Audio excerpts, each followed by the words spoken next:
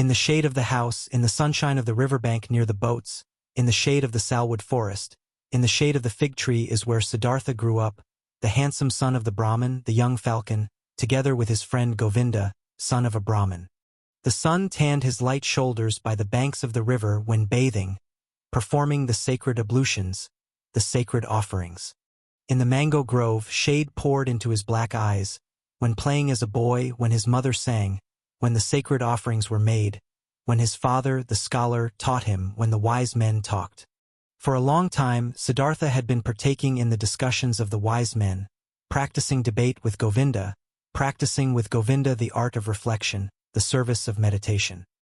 He already knew how to speak the Om silently, the word of words, to speak it silently into himself while inhaling, to speak it silently out of himself while exhaling, with all the concentration of his soul, the forehead surrounded by the glow of the clear-thinking spirit. He already knew to feel Atman in the depths of his being, indestructible, one with the universe. Joy leapt in his father's heart for his son who was quick to learn, thirsty for knowledge. He saw him growing up to become great wise man and priest, a prince among the Brahmins. Bliss leapt in his mother's breast when she saw him walking, when she saw him sit down and get up, Siddhartha, strong, handsome, he who was walking on slender legs, greeting her with perfect respect. Love touched the hearts of the Brahmins' young daughters when Siddhartha walked through the lanes of the town with the luminous forehead, with the eye of a king, with his slim hips. But more than all the others he was loved by Govinda, his friend, the son of a Brahmin. He loved Siddhartha's eye and sweet voice. He loved his walk and the perfect decency of his movements. He loved everything Siddhartha did and said, and what he loved most was his spirit, his transcendent, fiery thoughts, his ardent will, his high calling. Govinda knew he would not become a common Brahmin, not a lazy official in charge of offerings, not a greedy merchant with magic spells, not a vain, vacuous speaker, not a mean, deceitful priest, and also not a decent, stupid sheep in the herd of the many. No, and he, Govinda, as well did not want to become one of those, not one of those tens of thousands of Brahmins. He wanted to follow Siddhartha, the beloved, the splendid. And in days to come, when Siddhartha would become a god, when he would join the glorious, then Govinda wanted to follow him as his friend, his companion, his servant, his spear-carrier, his shadow. Siddhartha was thus loved by everyone. He was a source of joy for everybody, he was a delight for them all. But he, Siddhartha, was not a source of joy for himself. He found no delight in himself. Walking the rosy paths of the fig tree garden, sitting in the bluish shade of the grove of contemplation, washing his limbs daily in the bath of repentance, sacrificing in the dim shade of the mango forest, his gestures of perfect decency, everyone's love and joy, he still lacked all joy in his heart. Dreams and restless thoughts came into his mind, flowing from the water of the river, sparkling from the stars of the night, melting from the beams of the sun. Dreams came to him and a restlessness of the soul, fuming from the sacrifices, breathing forth from the verses of the Rigveda, being infused into him drop by drop from the teachings of the old Brahmins. Siddhartha had started to nurse discontent in himself. He had started to feel that the love of his father and the love of his mother, and also the love of his friend, Govinda, would not bring him joy forever and ever, would not nurse him, feed him, satisfy him. He had started to suspect that his venerable father and his other teachers, that the wise Brahmins had already revealed to him the most and best of their wisdom, that they had already filled his expecting vessel with their richness, and the vessel was not full, the spirit was not content, the soul was not calm, the heart was not satisfied. The ablutions were good, but they were water. They did not wash off the sin. They did not heal the spirit's thirst. They did not relieve the fear in his heart. The sacrifices and the invocation of the gods were excellent. But was that all? Did the sacrifices give a happy fortune? And what about the gods? Was it really Prajapati who had created the world? Was it not the Atman, he, the only one, the singular one? Were the gods not creations, created like me and you, subject to time, mortal?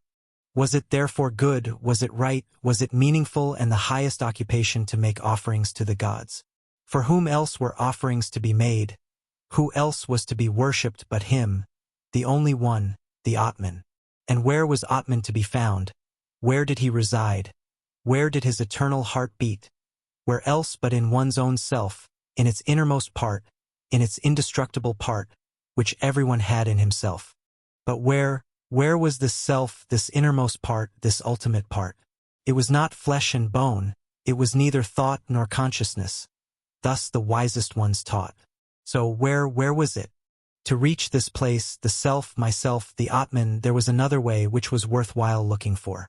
Alas, and nobody showed this way, nobody knew it, not the Father, and not the teachers and wise men, not the holy sacrificial songs. They knew everything, the Brahmins and their holy books, they knew everything, they had taken care of everything and of more than everything, the creation of the world, the origin of speech, of food, of inhaling, of exhaling, the arrangement of the senses, the acts of the gods, they knew infinitely much. But was it valuable to know all of this, not knowing that one and only thing, the most important thing, the solely important thing?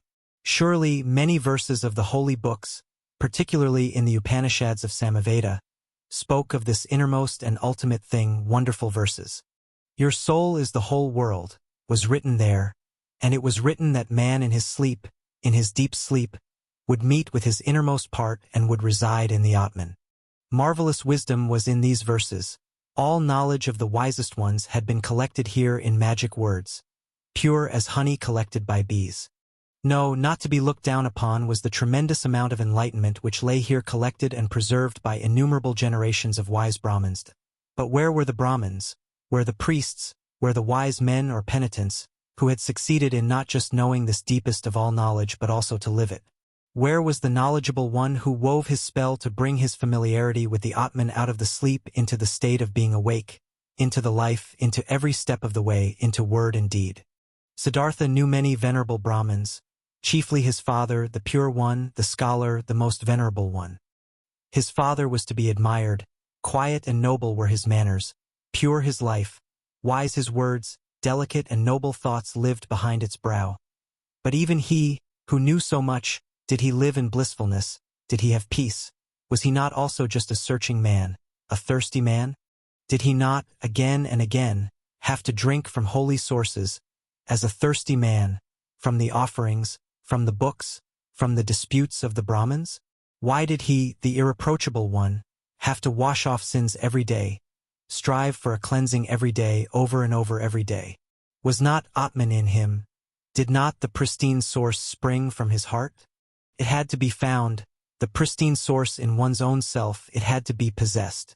Everything else was searching, was a detour, was getting lost. Thus were Siddhartha's thoughts. This was his thirst. This was his suffering. Often he spoke to himself from a Chandogya Upanishad the words, "Truly, the name of the Brahman is Satyam, verily, he who knows such a thing will enter the heavenly world every day." Often, it seemed near the heavenly world, but never he had reached it completely, never he had quenched the ultimate thirst. And among all the wise and wisest men, he knew and whose instructions he had received, among all of them there was no one who had reached it completely, the heavenly world, who had quenched it completely, the eternal thirst. Govinda, Siddhartha spoke to his friend, Govinda, my dear, come with me under the banyan tree. Let's practice meditation. They went to the banyan tree, they sat down, Siddhartha right here, Govinda 20 paces away. While putting himself down, ready to speak the Om, Siddhartha repeated murmuring the verse. Om is the bow, the arrow is soul, the Brahman is the arrow's target, that one should incessantly hit.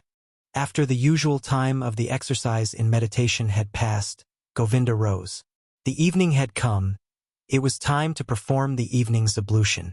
He called Siddhartha's name. Siddhartha did not answer. Siddhartha sat there lost in thought. His eyes were rigidly focused towards a very distant target. The tip of his tongue was protruding a little between the teeth. He seemed not to breathe. Thus sat he, wrapped up in contemplation, thinking Om. His soul sent after the Brahman as an arrow. Once, Samamas had traveled through Siddhartha's town.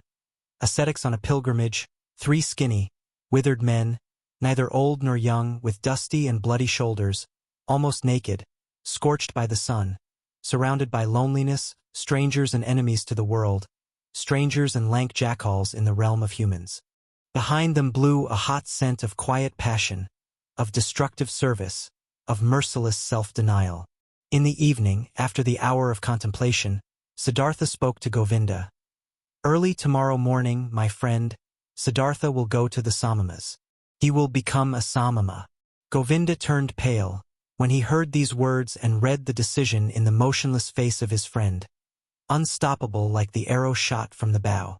Soon and with the first glance, Govinda realized, now it is beginning, now Siddhartha is taking his own way.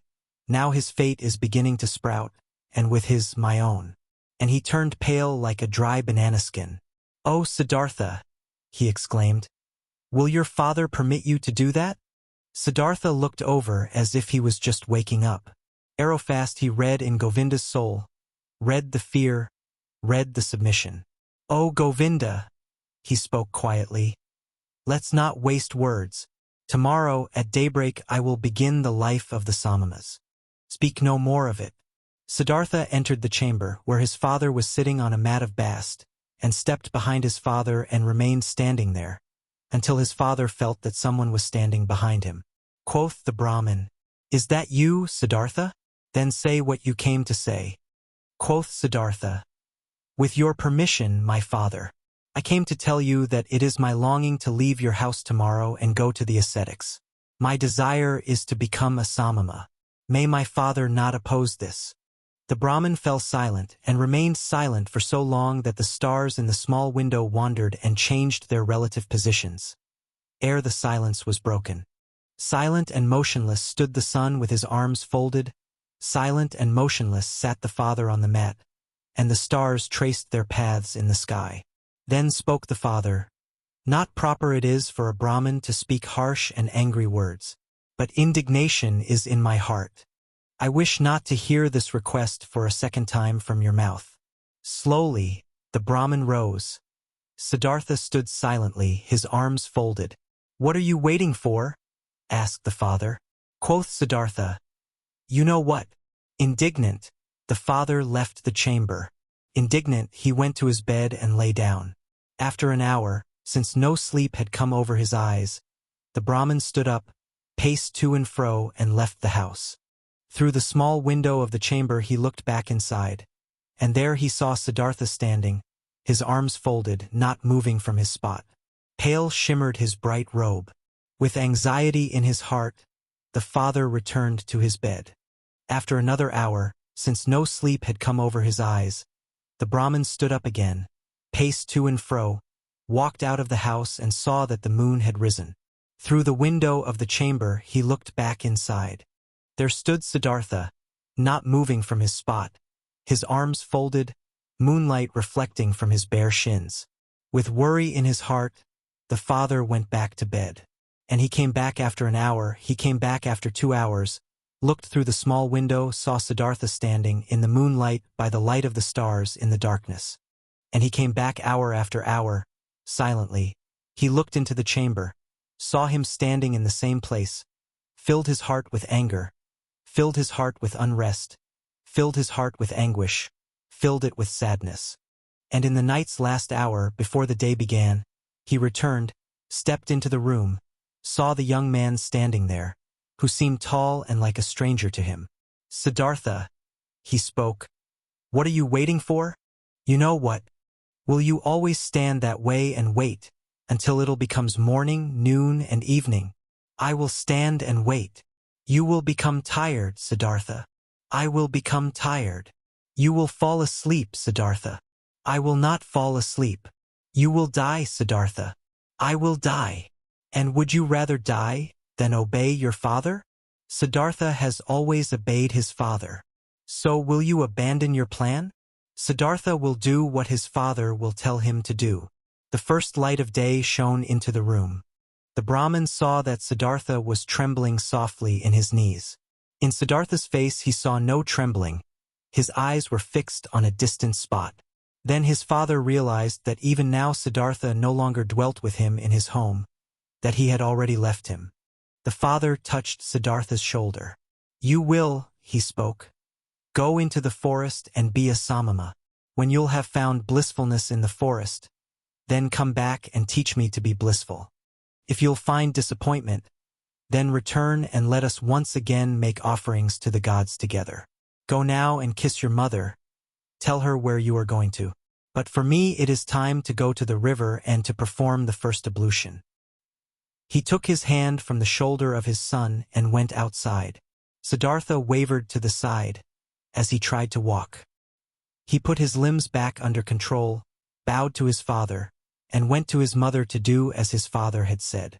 As he slowly left on stiff legs in the first light of day the still quiet town, a shadow rose near the last hut, who had crouched there, and joined the pilgrim Govinda. "You have come," said Siddhartha and smiled. "I have come," said Govinda. In the evening of this day they caught up with the ascetics, the skinny samamas, and offered them their companionship and obedience. They were accepted. Siddhartha gave his garments to a poor Brahmin in the street. He wore nothing more than the loincloth and the earth-colored, unsewn cloak. He ate only once a day, and never something cooked. He fasted for 15 days. He fasted for 28 days. The flesh waned from his thighs and cheeks. Feverish dreams flickered from his enlarged eyes. Long nails grew slowly on his parched fingers and a dry, shaggy beard grew on his chin. His glance turned to ice when he encountered women. His mouth twitched with contempt when he walked through a city of nicely dressed people. He saw merchants trading, princes hunting, mourners wailing for their dead, whores offering themselves, physicians trying to help the sick, priests determining the most suitable day for seeding, lovers loving, mothers nursing their children. And all of this was not worthy of one look from his eye. It all lied, it all stank of lies, it all pretended to be meaningful and joyful and beautiful. And it all was just concealed putrefaction. The world tasted bitter. Life was torture. A goal stood before Siddhartha, a single goal: to become empty, empty of thirst, empty of wishing, empty of dreams, empty of joy and sorrow. Dead to himself, not to be a self anymore, to find tranquility with an emptied heart, to be open to miracles in unselfish thoughts. That was his goal. Once all of myself was overcome and had died, once every desire and every urge was silent in the heart, then the ultimate part of me had to awake, the innermost of my being, which is no longer myself, the great secret. Silently, Siddhartha exposed himself to burning rays of the sun directly above, glowing with pain, glowing with thirst, and stood there, until he neither felt any pain nor thirst anymore. Silently, he stood there in the rainy season. From his hair the water was dripping over freezing shoulders, over freezing hips and legs, and the penitent stood there, until he could not feel the cold in his shoulders and legs anymore, until they were silent, until they were quiet. Silently, he cowered in the thorny bushes. Blood dripped from the burning skin. From festering wounds dripped pus, and Siddhartha stayed rigidly, stayed motionless, until no blood flowed anymore, until nothing stung anymore, until nothing burned anymore. Siddhartha sat upright and learned to breathe sparingly, learned to get along with only few breaths, learned to stop breathing. He learned, beginning with the breath, to calm the beat of his heart, learned to reduce the beats of his heart, until they were only a few and almost none. Instructed by the oldest of the Samamas, Siddhartha practiced self-denial, practiced meditation, according to a new Samama rules. A heron flew over the bamboo forest, and Siddhartha accepted the heron into his soul, flew over forest and mountains, was a heron, ate fish, felt the pangs of a heron's hunger, spoke the heron's croak, died a heron's death. A dead jackal was lying on the sandy bank, and Siddhartha's soul slipped inside the body. Was the dead jackal, lay on the banks, got bloated, stank, decayed, was dismembered by hyenas, was skinned by vultures, turned into a skeleton, turned to dust, was blown across the fields. And Siddhartha's soul returned, had died, had decayed, was scattered as dust, had tasted the gloomy intoxication of the cycle, awaited in new thirst like a hunter in the gap, where he could escape from the cycle, where the end of the causes, where an eternity without suffering began. He killed his senses, he killed his memory, he slipped out of his self into thousands of other forms, was an animal, was carrion, was stone, was wood, was water, and awoke every time to find his old self again, sun shone or moon, was his self again, turned round in the cycle, felt thirst, overcame the thirst, felt new thirst. Siddhartha learned a lot when he was with the Samamas, many ways leading away from the self he learned to go. He went the way of self-denial by means of pain, through voluntarily suffering and overcoming pain, hunger, thirst, tiredness. He went the way of self-denial by means of meditation, through imagining the mind to be void of all conceptions. These and other ways he learned to go. 1,000 times he left his self. For hours and days he remained in the non-self. But though the ways led away from the self, their end nevertheless always led back to the self. Though Siddhartha fled from the self 1,000 times, stayed in nothingness, stayed in the animal, in the stone, the return was inevitable, inescapable was the hour, when he found himself back in the sunshine or in the moonlight, in the shade or in the rain, and was once again his self and Siddhartha, and again felt the agony of the cycle which had been forced upon him. By his side lived Govinda, his shadow, walked the same paths, undertook the same efforts. They rarely spoke to one another than the service and the exercises required. Occasionally the two of them went through the villages, to beg for food for themselves and their teachers. "How do you think, Govinda?" Siddhartha spoke one day while begging this way. "How do you think did we progress? Did we reach any goals?" Govinda answered, "We have learned, and will continue learning. You'll be a great Samama, Siddhartha. Quickly, you've learned every exercise. Often the old Samamas have admired you. One day you'll be a holy man, O Siddhartha." Quoth Siddhartha, "I can't help but feel that it is not like this, my friend. What I've learned, being among the Samamas up to this day, this, O Govinda, I could have learned more quickly and by simpler means. In every tavern of that part of a town where the whorehouses are, my friend, among carters and gamblers I could have learned it." Quoth Govinda, "Siddhartha is putting me on. How could you have learned meditation, holding your breath, insensitivity against hunger and pain there among these wretched people?" And Siddhartha said quietly, as if he was talking to himself, "What is meditation? What is leaving one's body? What is fasting? What is holding one's breath? It is fleeing from the self. It is a short escape of the agony of being a self. It is a short numbing of the senses against the pain and the pointlessness of life. The same escape, the same short numbing is what the driver of an ox cart finds in the inn, drinking a few bowls of rice wine or fermented coconut milk. Then he won't feel his self any more. Then he won't feel the pains of life any more. Then he finds a short numbing of the senses. When he falls asleep over his bowl of rice wine, he'll find the same what Siddhartha and Govinda find when they escape their bodies through long exercises, staying in the non-self. This is how it is, O Govinda." Quoth Govinda, "You say so, O friend, and yet you know that Siddhartha is no driver of an ox cart and a Samama is no drunkard. It's true that a drinker numbs his senses. It's true that he briefly escapes and rests, but he'll return from the delusion, finds everything to be unchanged, has not become wiser, has gathered no enlightenment, has not risen several steps."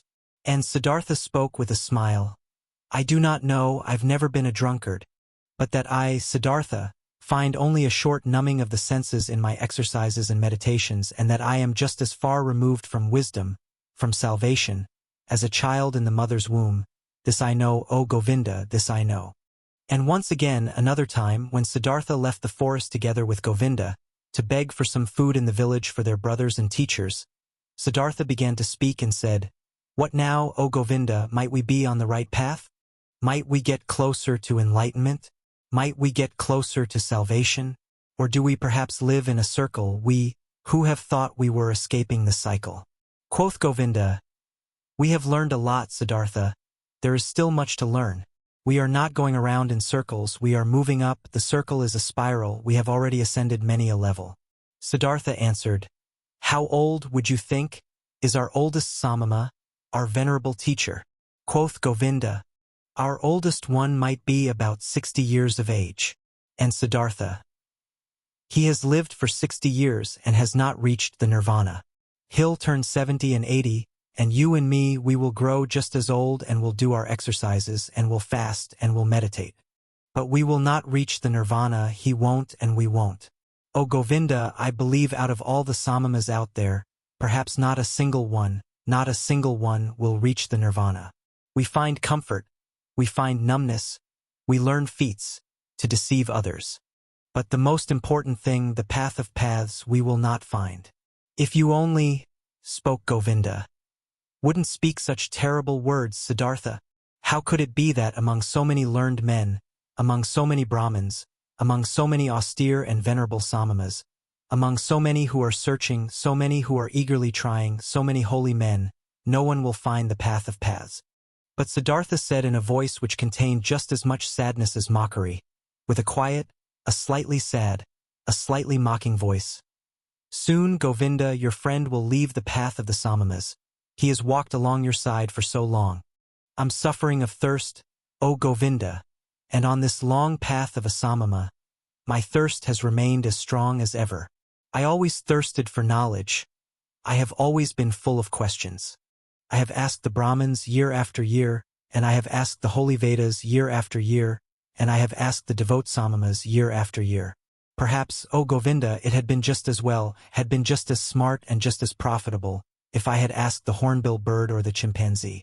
It took me a long time and am not finished learning this yet, O Govinda, that there is nothing to be learned. There is indeed no such thing, so I believe, as what we refer to as learning.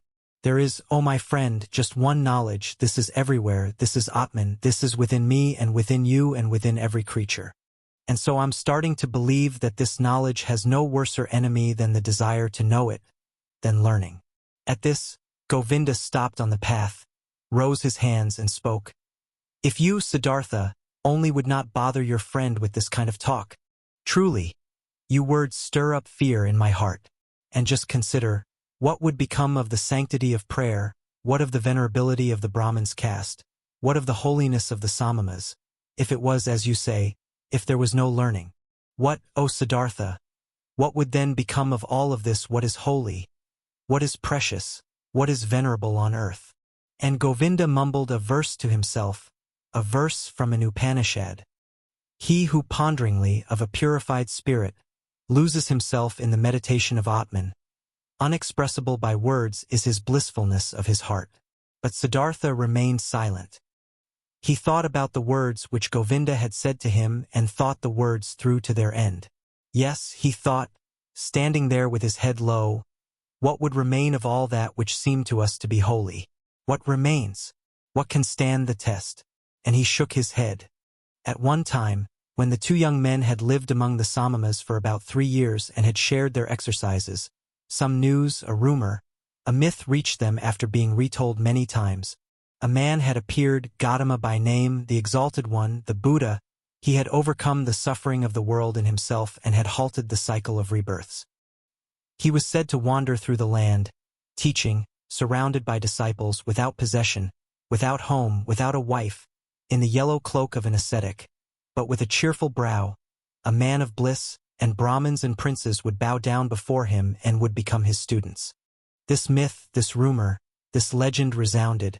Its fragrance rose up here and there. In the towns, the Brahmins spoke of it, and in the forest, the Samamas. Again and again, the name of Gautama, the Buddha, reached the ears of the young men, with good and with bad talk, with praise and with defamation. It was as if the plague had broken out in a country and news had been spreading around that in one or another place there was a man, a wise man, a knowledgeable one, whose word and breath was enough to heal everyone who had been infected with the pestilence. And as such news would go through the land and everyone would talk about it, many would believe, many would doubt, but many would get on their way as soon as possible to seek the wise man, the helper, just like this myth ran through the land, that fragrant myth of Gautama, the Buddha, the wise man of the family of Sakya. He possessed, so the believers said, the highest enlightenment. He remembered his previous lives. He had reached the nirvana and never returned into the cycle, was never again submerged in the murky river of physical forms. Many wonderful and unbelievable things were reported of him. He had performed miracles, had overcome the devil, had spoken to the gods. But his enemies and disbelievers said, this Gautama was a vain seducer, who spent his days in luxury, scorned the offerings, was without learning, and knew neither exercises nor self-castigation. The myth of Buddha sounded sweet. The scent of magic flowed from these reports. After all, the world was sick, life was hard to bear. And behold, here a source seemed to spring forth. Here a messenger seemed to call out, comforting, mild, full of noble promises. Everywhere where the rumor of Buddha was heard, Everywhere in the lands of India, the young men listened up, felt a longing, felt hope, and among the Brahmin sons of the towns and villages every pilgrim and stranger was welcome, when he brought news of him, the exalted one, the Sakyamuni. The myth had also reached the Samamas in the forest, and also Siddhartha, and also Govinda, slowly, drop by drop, every drop laden with hope, every drop laden with doubt. They rarely talked about it, because the oldest one of the Samamas did not like this myth. He had heard that this alleged Buddha used to be an ascetic before and had lived in the forest, but had then turned back to luxury and worldly pleasures, and he had no high opinion of this Gautama. "Oh Siddhartha," Govinda spoke one day to his friend, "today I was in the village and a Brahmin invited me into his house, and in his house there was the son of a Brahmin from Magadha, who has seen the Buddha with his own eyes and has heard him teach. Verily, this made my chest ache when I breathed and thought to myself, if only I would too, if only we both would too, Siddhartha and me, live to see the hour when we will hear the teachings from the mouth of this perfected man. Speak, friend, wouldn't we want to go there too and listen to the teachings from the Buddha's mouth?" Quoth Siddhartha, "Always, O Govinda, I had thought Govinda would stay with the Samamas. Always I had believed his goal was to live to be 60 and 70 years of age and to keep on practicing those feats and exercises which are becoming a Samama. But behold, I had not known Govinda well enough. I knew little of his heart. So now you, my faithful friend, want to take a new path and go there, where the Buddha spreads his teachings." Quoth Govinda, "You're mocking me. Mock me if you like, Siddhartha. But have you not also developed a desire, an eagerness to hear these teachings? And have you not at one time said to me, you would not walk the path of the Samamas for much longer?" At this, Siddhartha laughed in his very own manner, in which his voice assumed a touch of sadness and a touch of mockery, and said, "Well, Govinda, you've spoken well, you've remembered correctly. If you only remembered the other thing as well, you've heard from me, which is that I have grown distrustful and tired against teachings and learning, and that my faith in words, which are brought to us by teachers, is small. But let's do it, my dear, I am willing to listen to these teachings, though in my heart I believe that we've already tasted the best fruit of these teachings." Quoth Govinda, "Your willingness delights my heart. But tell me, how should this be possible? How should the Gautama's teachings, even before we have heard them, have already revealed their best fruit to us?" Quoth Siddhartha, "Let us eat this fruit and wait for the rest, O Govinda. But this fruit, which we already now received thanks to the Gautama, consisted in him calling us away from the Samamas. Whether he has also other and better things to give us, O friend, let us await with calm hearts." On this very same day, Siddhartha informed the oldest one of the Samamas of his decision, that he wanted to leave him. He informed the oldest one with all the courtesy and modesty becoming to a younger one and a student. But the Samama became angry, because the two young men wanted to leave him, and talked loudly and used crude swear words. Govinda was startled and became embarrassed. But Siddhartha put his mouth close to Govinda's ear and whispered to him, "Now, I want to show the old man that I've learned something from him." Positioning himself closely in front of the Samama with a concentrated soul, he captured the old man's glance with his glances, deprived him of his power, made him mute, took away his free will, subdued him under his own will, commanded him to do silently whatever he demanded him to do. The old man became mute, his eyes became motionless, his will was paralyzed, his arms were hanging down. Without power, he had fallen victim to Siddhartha's spell. But Siddhartha's thoughts brought the Samama under their control. He had to carry out what they commanded. And thus, the old man made several bows, performed gestures of blessing, spoke stammeringly a godly wish for a good journey. And the young men returned the bows with thanks, returned the wish, went on their way with salutations. On the way, Govinda said, "O Siddhartha, you have learned more from the Samamas than I knew. It is very hard to cast a spell on an old Samama. Truly, if you had stayed there, you would soon have learned to walk on water." "I do not seek to walk on water," said Siddhartha. "Let old Samamas be content with such feats."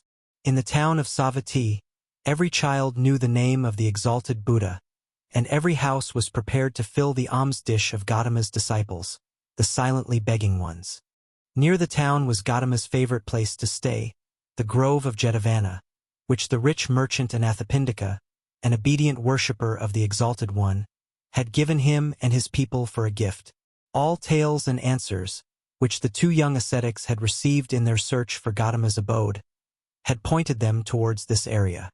And arriving at Savatthi in the very first house, before the door of which they stopped to beg, food has been offered to them, and they accepted the food, and Siddhartha asked the woman who handed them the food, "We would like to know, O charitable one, where the Buddha dwells, the most venerable one, for we are two samamas from the forest and have come to see him, the perfected one, and to hear the teachings from his mouth."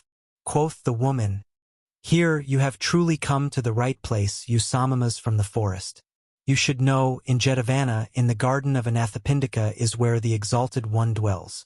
There you pilgrims shall spend the night, for there is enough space for the innumerable, who flock here, to hear the teachings from his mouth."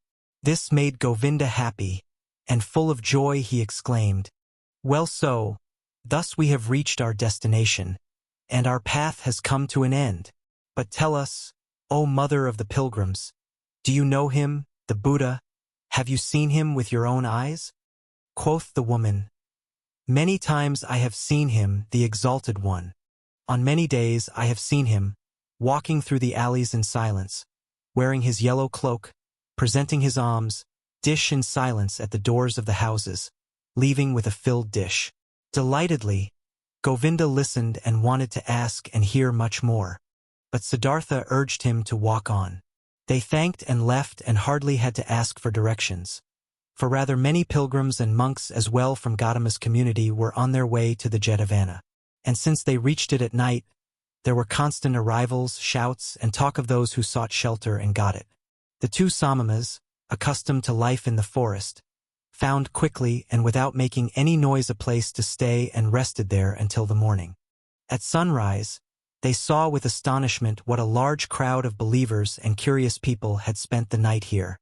On all paths of the marvelous grove, monks walked in yellow robes. Under the trees they sat here and there, in deep contemplation, or in a conversation about spiritual matters. The shady gardens looked like a city, full of people bustling like bees. The majority of the monks went out with their alms dish to collect food in town for their lunch, the only meal of the day. The Buddha himself, the enlightened one, was also in the habit of taking this walk to beg in the morning. Siddhartha saw him, and he instantly recognized him, as if a god had pointed him out to him. He saw him, a simple man in a yellow robe, bearing the alms dish in his hand, walking silently. "Look here," Siddhartha said quietly to Govinda. "This one is the Buddha." Attentively, Govinda looked at the monk in the yellow robe, who seemed to be in no way different from the hundreds of other monks. And soon Govinda also realized, this is the one. And they followed him and observed him. The Buddha went on his way modestly and deep in his thoughts. His calm face was neither happy nor sad. It seemed to smile quietly and inwardly. With a hidden smile, quiet, calm, somewhat resembling a healthy child, the Buddha walked, wore the robe and placed his feet just as all of his monks did, according to a precise rule. But his face and his walk, his quietly lowered glance, his quietly dangling hand and even every finger of his quietly dangling hand expressed peace, expressed perfection, did not search, did not imitate, breathed softly in an unwithering calm, in an unwithering light, an untouchable peace. Thus Gautama walked towards the town, to collect alms, and the two samamas recognized him solely by the perfection of his calm, by the quietness of his appearance, in which there was no searching, no desire, no imitation, no effort to be seen, only light and peace. "Today, we'll hear the teachings from his mouth," said Govinda. Siddhartha did not answer. He felt little curiosity for the teachings. He did not believe that they would teach him anything new, but he had, just as Govinda had, heard the contents of this Buddha's teachings again and again, though these reports only represented second or third-hand information. But attentively he looked at Gautama's head, his shoulders, his feet, his quietly dangling hand, and it seemed to him as if every joint of every finger of this hand was of these teachings, spoke of, breathed of, exhaled the fragrant of, glistened of truth. This man, this Buddha was truthful down to the gesture of his last finger. This man was holy. Never before, Siddhartha had venerated a person so much. Never before he had loved a person as much as this one. They both followed the Buddha until they reached the town and then returned in silence, for they themselves intended to abstain from on this day. They saw Gautama returning. What he ate could not even have satisfied a bird's appetite, and they saw him retiring into the shade of the mango trees. But in the evening, when the heat cooled down and everyone in the camp started to bustle about and gathered around, they heard the Buddha teaching. They heard his voice, and it was also perfected, was of perfect calmness, was full of peace. Gautama taught the teachings of suffering, of the origin of suffering, of the way to relieve suffering. Calmly and clearly his quiet speech flowed on. Suffering was life. Full of suffering was the world. But salvation from suffering had been found. Salvation was obtained by him who would walk the path of the Buddha. With a soft, yet firm voice the Exalted One spoke, taught the four main doctrines, taught the eightfold path. Patiently he went the usual path of the teachings, of the examples, of the repetitions. Brightly and quietly his voice hovered over the listeners, like a light, like a starry sky. When the Buddha, night had already fallen, ended his speech, many a pilgrim stepped forward and asked to be accepted into the community, sought refuge in the teachings. And Gautama accepted them by speaking. You have heard the teachings well, it has come to you well. Thus join us and walk in holiness, to put an end to all suffering. Behold, then Govinda, the shy one, also stepped forward and spoke. I also take my refuge in the Exalted One and his teachings. And he asked to be accepted into the community of his disciples and was accepted. Right afterwards, when the Buddha had retired for the night, Govinda turned to Siddhartha and spoke eagerly. Siddhartha, it is not my place to scold you. We have both heard the Exalted One, we have both perceived the teachings. Govinda has heard the teachings, he has taken refuge in it. But you, my honored friend, don't you also want to walk the path of salvation? Would you want to hesitate? Do you want to wait any longer? Siddhartha awakened as if he had been asleep when he heard Govinda's words. For a long time he looked into Govinda's face. Then he spoke quietly, in a voice without mockery. Govinda, my friend, now you have taken this step, now you have chosen this path. Always, oh Govinda, you've been my friend. You've always walked one step behind me. Often I have thought, won't Govinda for once also take a step by himself, without me, out of his own soul? Behold, now you've turned into a man and are choosing your path for yourself. I wish that you would go it up to its end. O my friend, that you shall find salvation. Govinda, not completely understanding it yet, repeated his question in an impatient tone. Speak up, I beg you, my dear. Tell me, since it could not be any other way, that you also, my learned friend, will take your refuge with the exalted Buddha. Siddhartha placed his hand on Govinda's shoulder. You failed to hear my good wish for you, O Govinda. I'm repeating it. I wish that you would go this path up to its end, that you shall find salvation. In this moment, Govinda realized that his friend had left him, and he started to weep. Siddhartha, he exclaimed lamentingly. Siddhartha kindly spoke to him. Don't forget, Govinda, that you are now one of the samamas of the Buddha. You have renounced your home and your parents, renounced your birth and possessions, renounced your free will, renounced all friendship. This is what the teachings require. This is what the Exalted One wants. This is what you wanted for yourself. Tomorrow, O Govinda, I'll leave you. For a long time, the friends continued walking in the grove. For a long time, they lay there and found no sleep. And over again, Govinda urged his friend. He should tell him why he would not want to seek refuge in Gautama's teachings, what fault he would find in these teachings. But Siddhartha turned him away every time and said, Be content, Govinda. Very good are the teachings of the Exalted One. How could I find a fault in them? Very early in the morning, a follower of Buddha, one of his oldest monks, went through the garden and called all those to him who had as novices taken their refuge in the teachings, to dress them up in the yellow robe and to instruct them in the first teachings and duties of their position. Then Govinda broke loose. embraced once again his childhood friend and left with the novices. But Siddhartha walked through the grove, lost in thought. Then he happened to meet Gautama, the exalted one, and when he greeted him with respect and the Buddha's glance was so full of kindness and calm, the young man summoned his courage and asked the Venerable One for the permission to talk to him. Silently, the exalted one nodded his approval. Quoth Siddhartha, "Yesterday, O exalted one, I had been privileged to hear your wondrous teachings. Together with my friend, I had come from afar to hear your teachings. And now my friend is going to stay with your people, he has taken his refuge with you. But I will again start on my pilgrimage. As you please." The Venerable One spoke politely. "Too bold is my speech," Siddhartha continued. "But I do not want to leave the Exalted One without having honestly told him my thoughts. Does it please the Venerable One to listen to me for one moment longer?" Silently, the Buddha nodded his approval. Quoth Siddhartha, "One thing, O most Venerable One, I have admired in your teachings most of all. Everything in your teachings is perfectly clear, is proven. You are presenting the world as a perfect chain, a chain which is never and nowhere broken, an eternal chain the links of which are causes and effects. Never before, this has been seen so clearly. Never before, this has been presented so irrefutably. Truly, the heart of every Brahmin has to beat stronger with love. Once he has seen the world through your teachings perfectly connected, without gaps, clear as a crystal, not depending on chance, not depending on gods.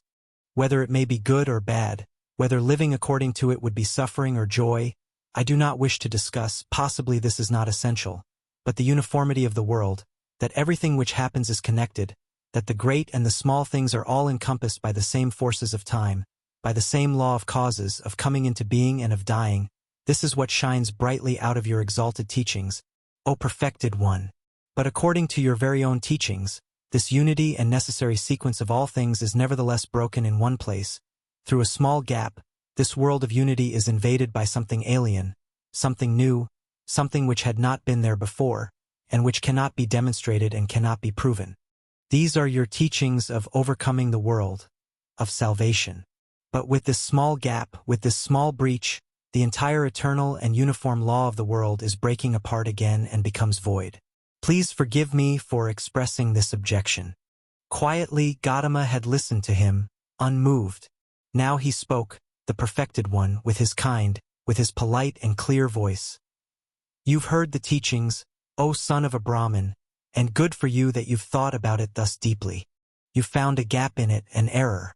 You should think about this further. But be warned, O seeker of knowledge, of the thicket of opinions and of arguing about words.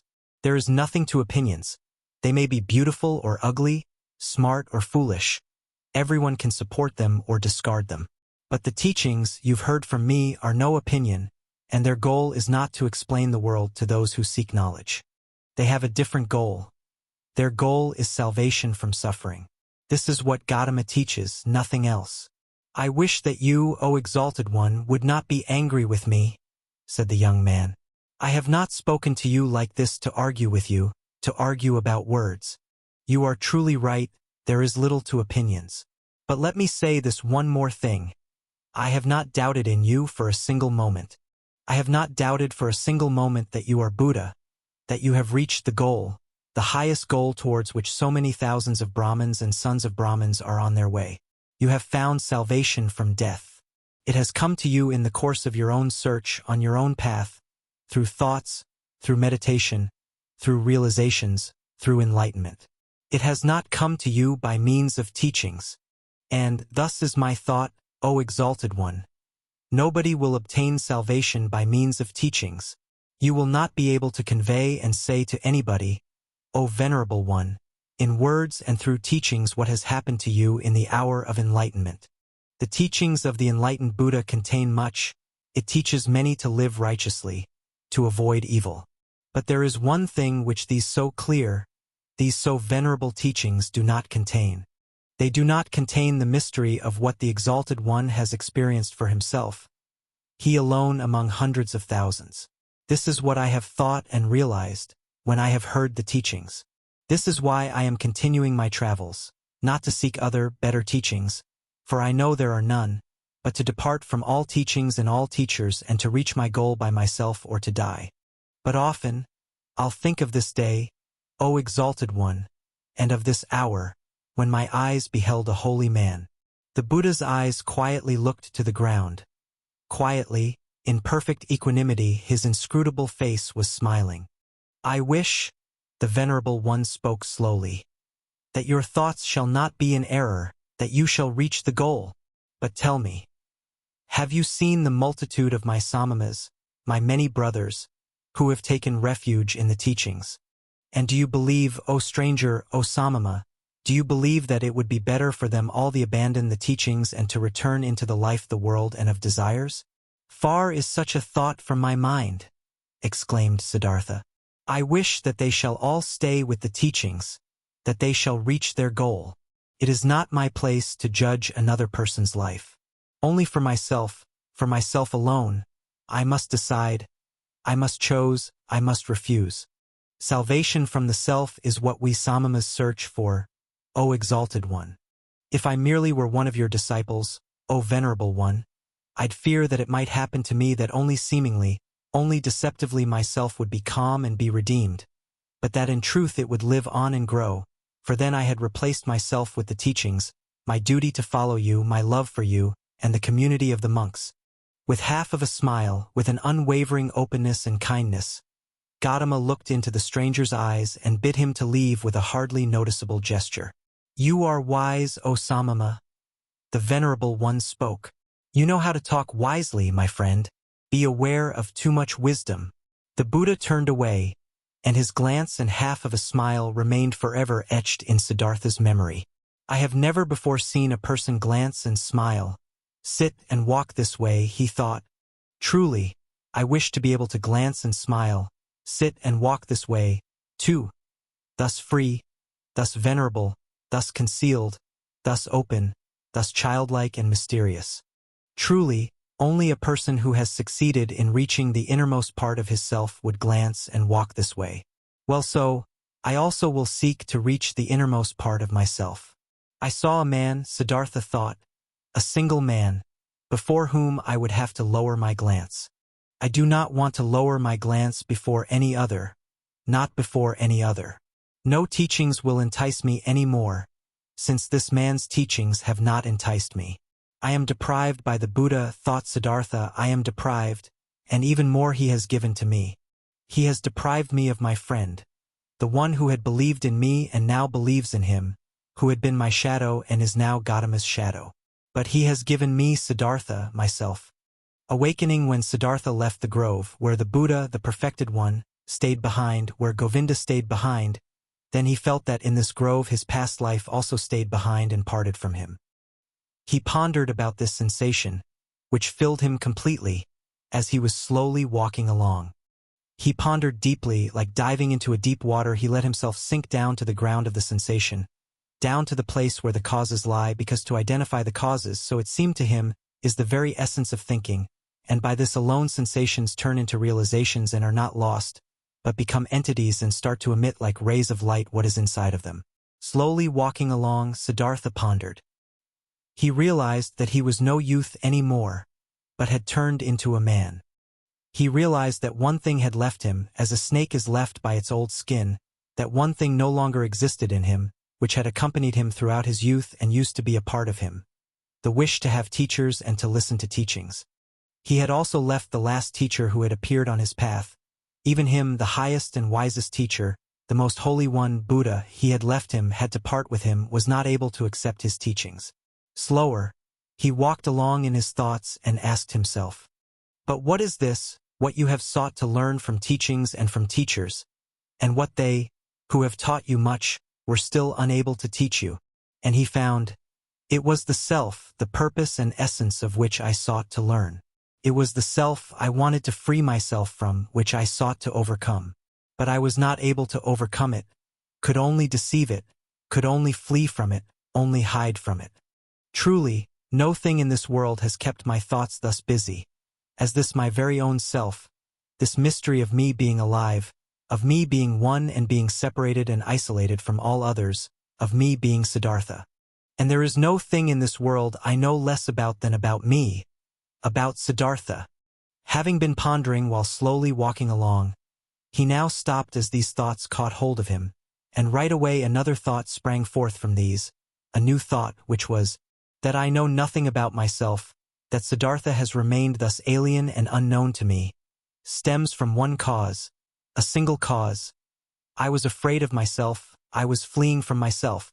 I searched Atman, I searched Brahman, I was willing to dissect myself and peel off all of its layers, to find the core of all peels in its unknown interior, the Atman, life, the divine part, the ultimate part. But I have lost myself in the process. Siddhartha opened his eyes and looked around. A smile filled his face and a feeling of awakening from long dreams flowed through him from his head down to his toes. And it was not long before he walked again, walked quickly like a man who knows what he has got to do. Oh, he thought, taking a deep breath. Now I would not let Siddhartha escape from me again. No longer, I want to begin my thoughts and my life with Atman and with the suffering of the world. I do not want to kill and dissect myself any longer, to find a secret behind the ruins. Neither Yoga-Veda shall teach me any more, nor Atharva-Veda, nor the ascetics, nor any kind of teachings. I want to learn from myself, want to be my student, want to get to know myself, the secret of Siddhartha. He looked around, as if he was seeing the world for the first time. Beautiful was the world, colorful was the world, strange and mysterious was the world. Here was blue, here was yellow, here was green, the sky and the river flowed, the forest and the mountains were rigid, all of it was beautiful, all of it was mysterious and magical, and in its midst was he, Siddhartha, the awakening one, on the path to himself. All this yellow and blue, river and forest, entered Siddhartha for the first time through the eyes, was no longer a spell of Mara, was no longer the veil of Maya, was no longer a pointless and coincidental diversity of mere appearances, despicable to the deeply thinking Brahmin, who scorns diversity, who seeks unity. Blue was blue, river was river, and if also in the blue and the river, in Siddhartha, the singular and divine lived hidden, so it was still that very divinity's way and purpose to be here yellow, here blue, there sky, there forest, and here Siddhartha. The purpose and the essential properties were not somewhere behind the things, they were in them, in everything. How deaf and stupid have I been? He thought, walking swiftly along. When someone reads a text, wants to discover its meaning, he will not scorn the symbols and letters and call them deceptions, coincidence, and worthless hull.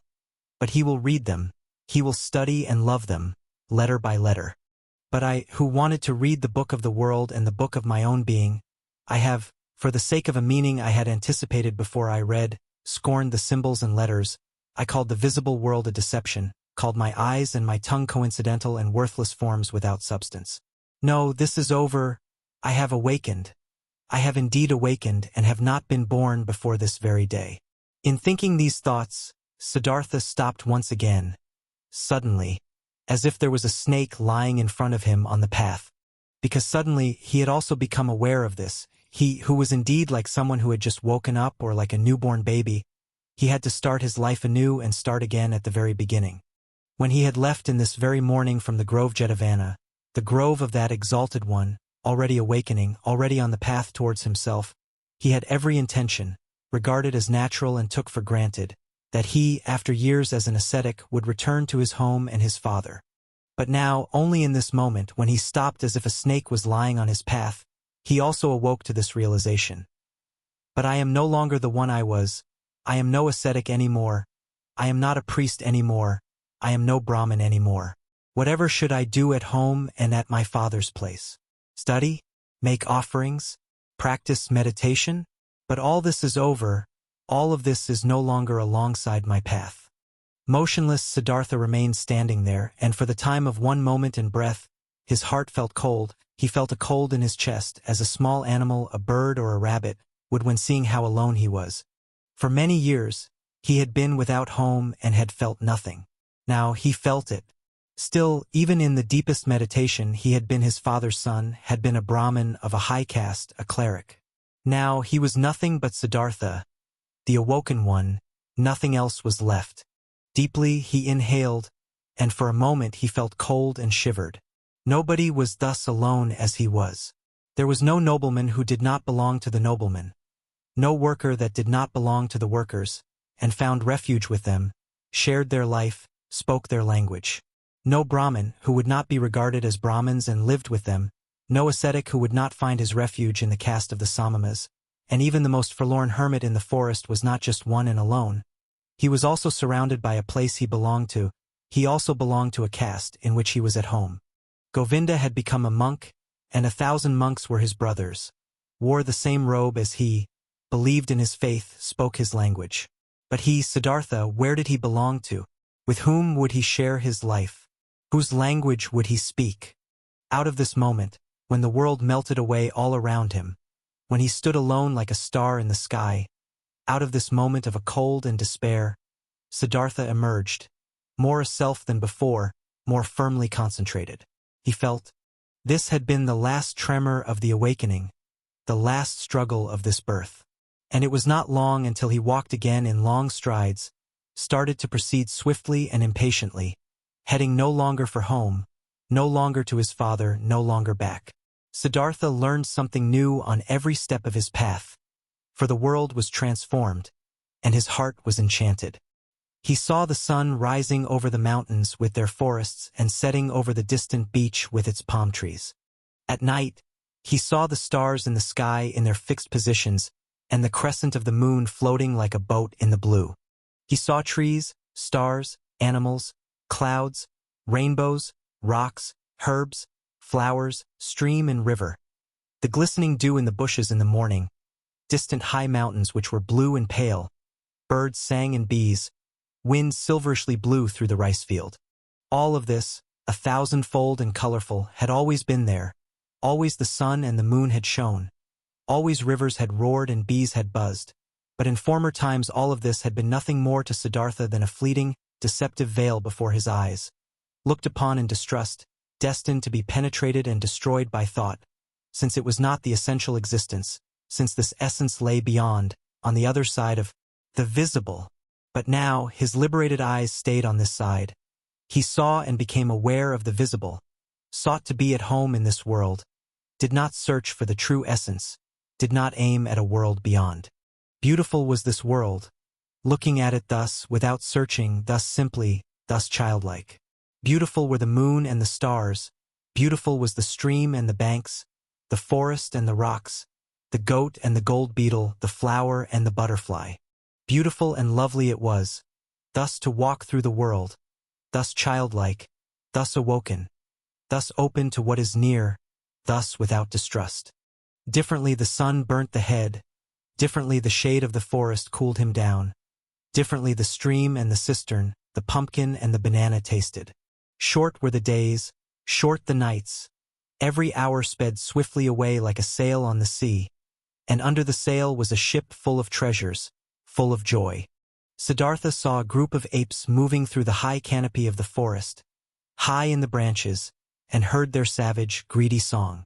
Siddhartha saw a male sheep following a female one and mating with her.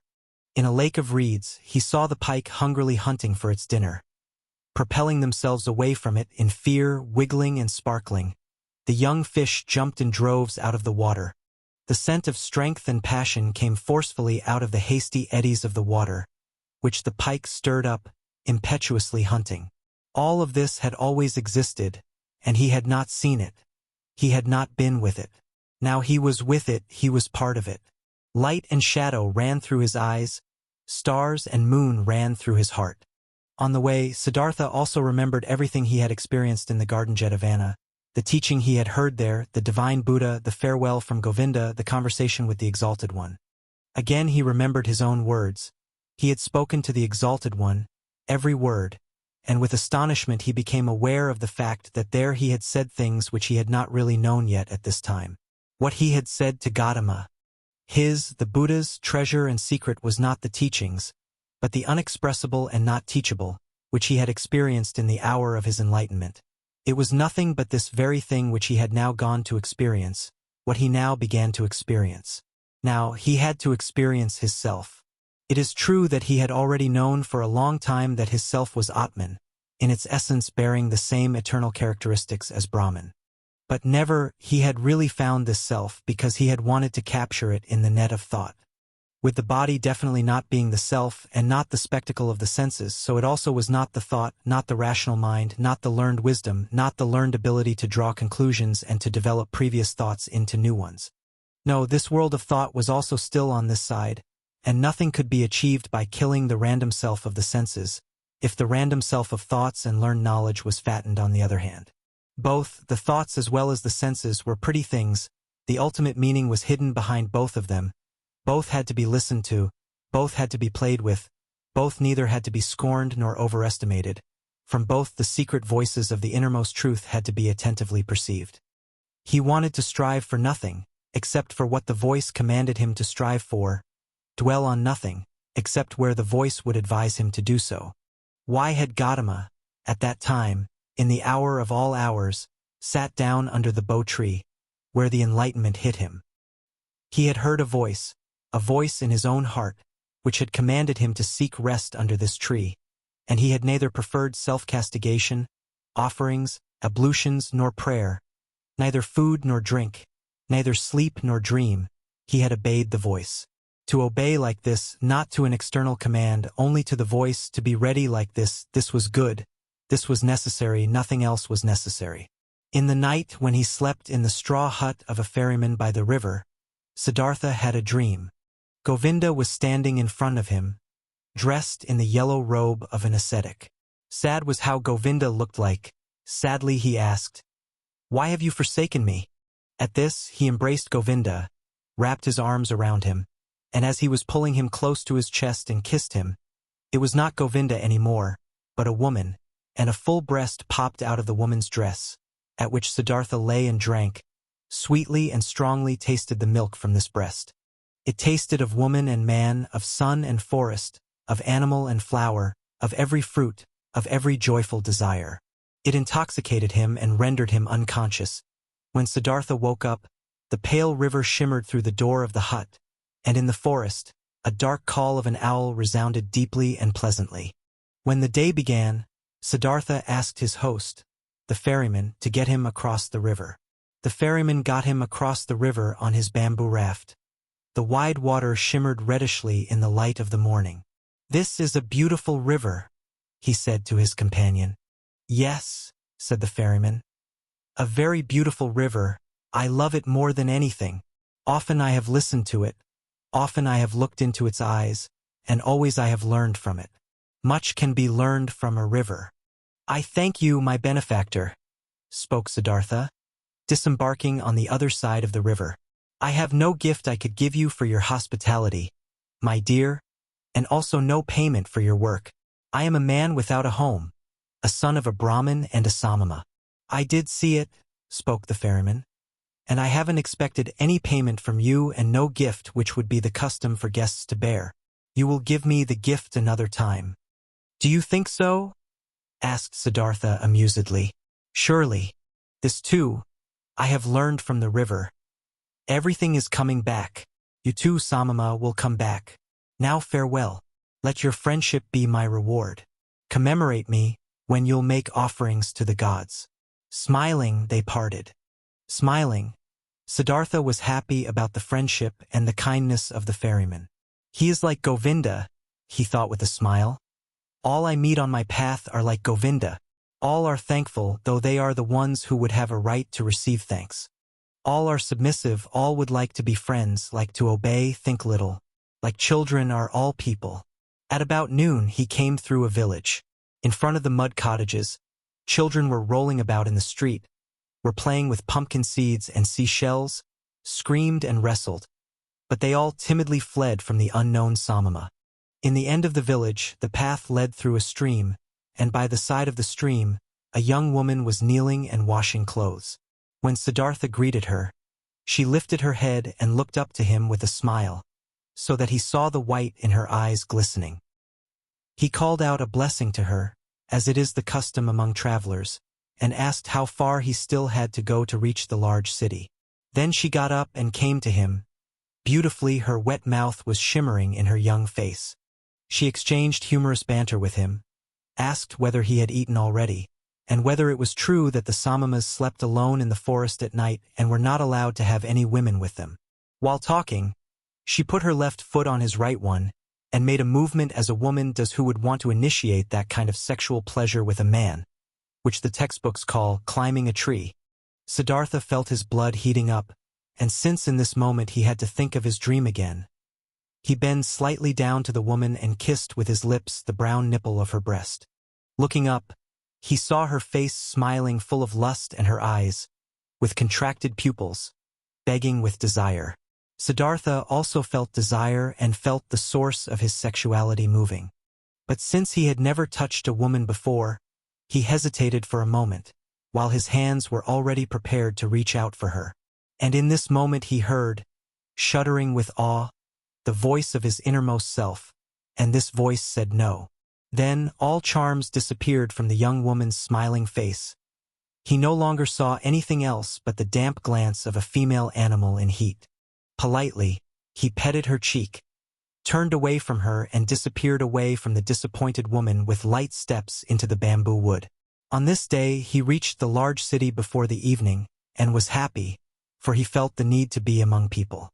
For a long time he had lived in the forests, and the straw hut of the ferryman, in which he had slept that night, had been the first roof for a long time he had had over his head. Before the city, in a beautifully fenced grove, the traveler came across a small group of servants, both male and female, carrying baskets.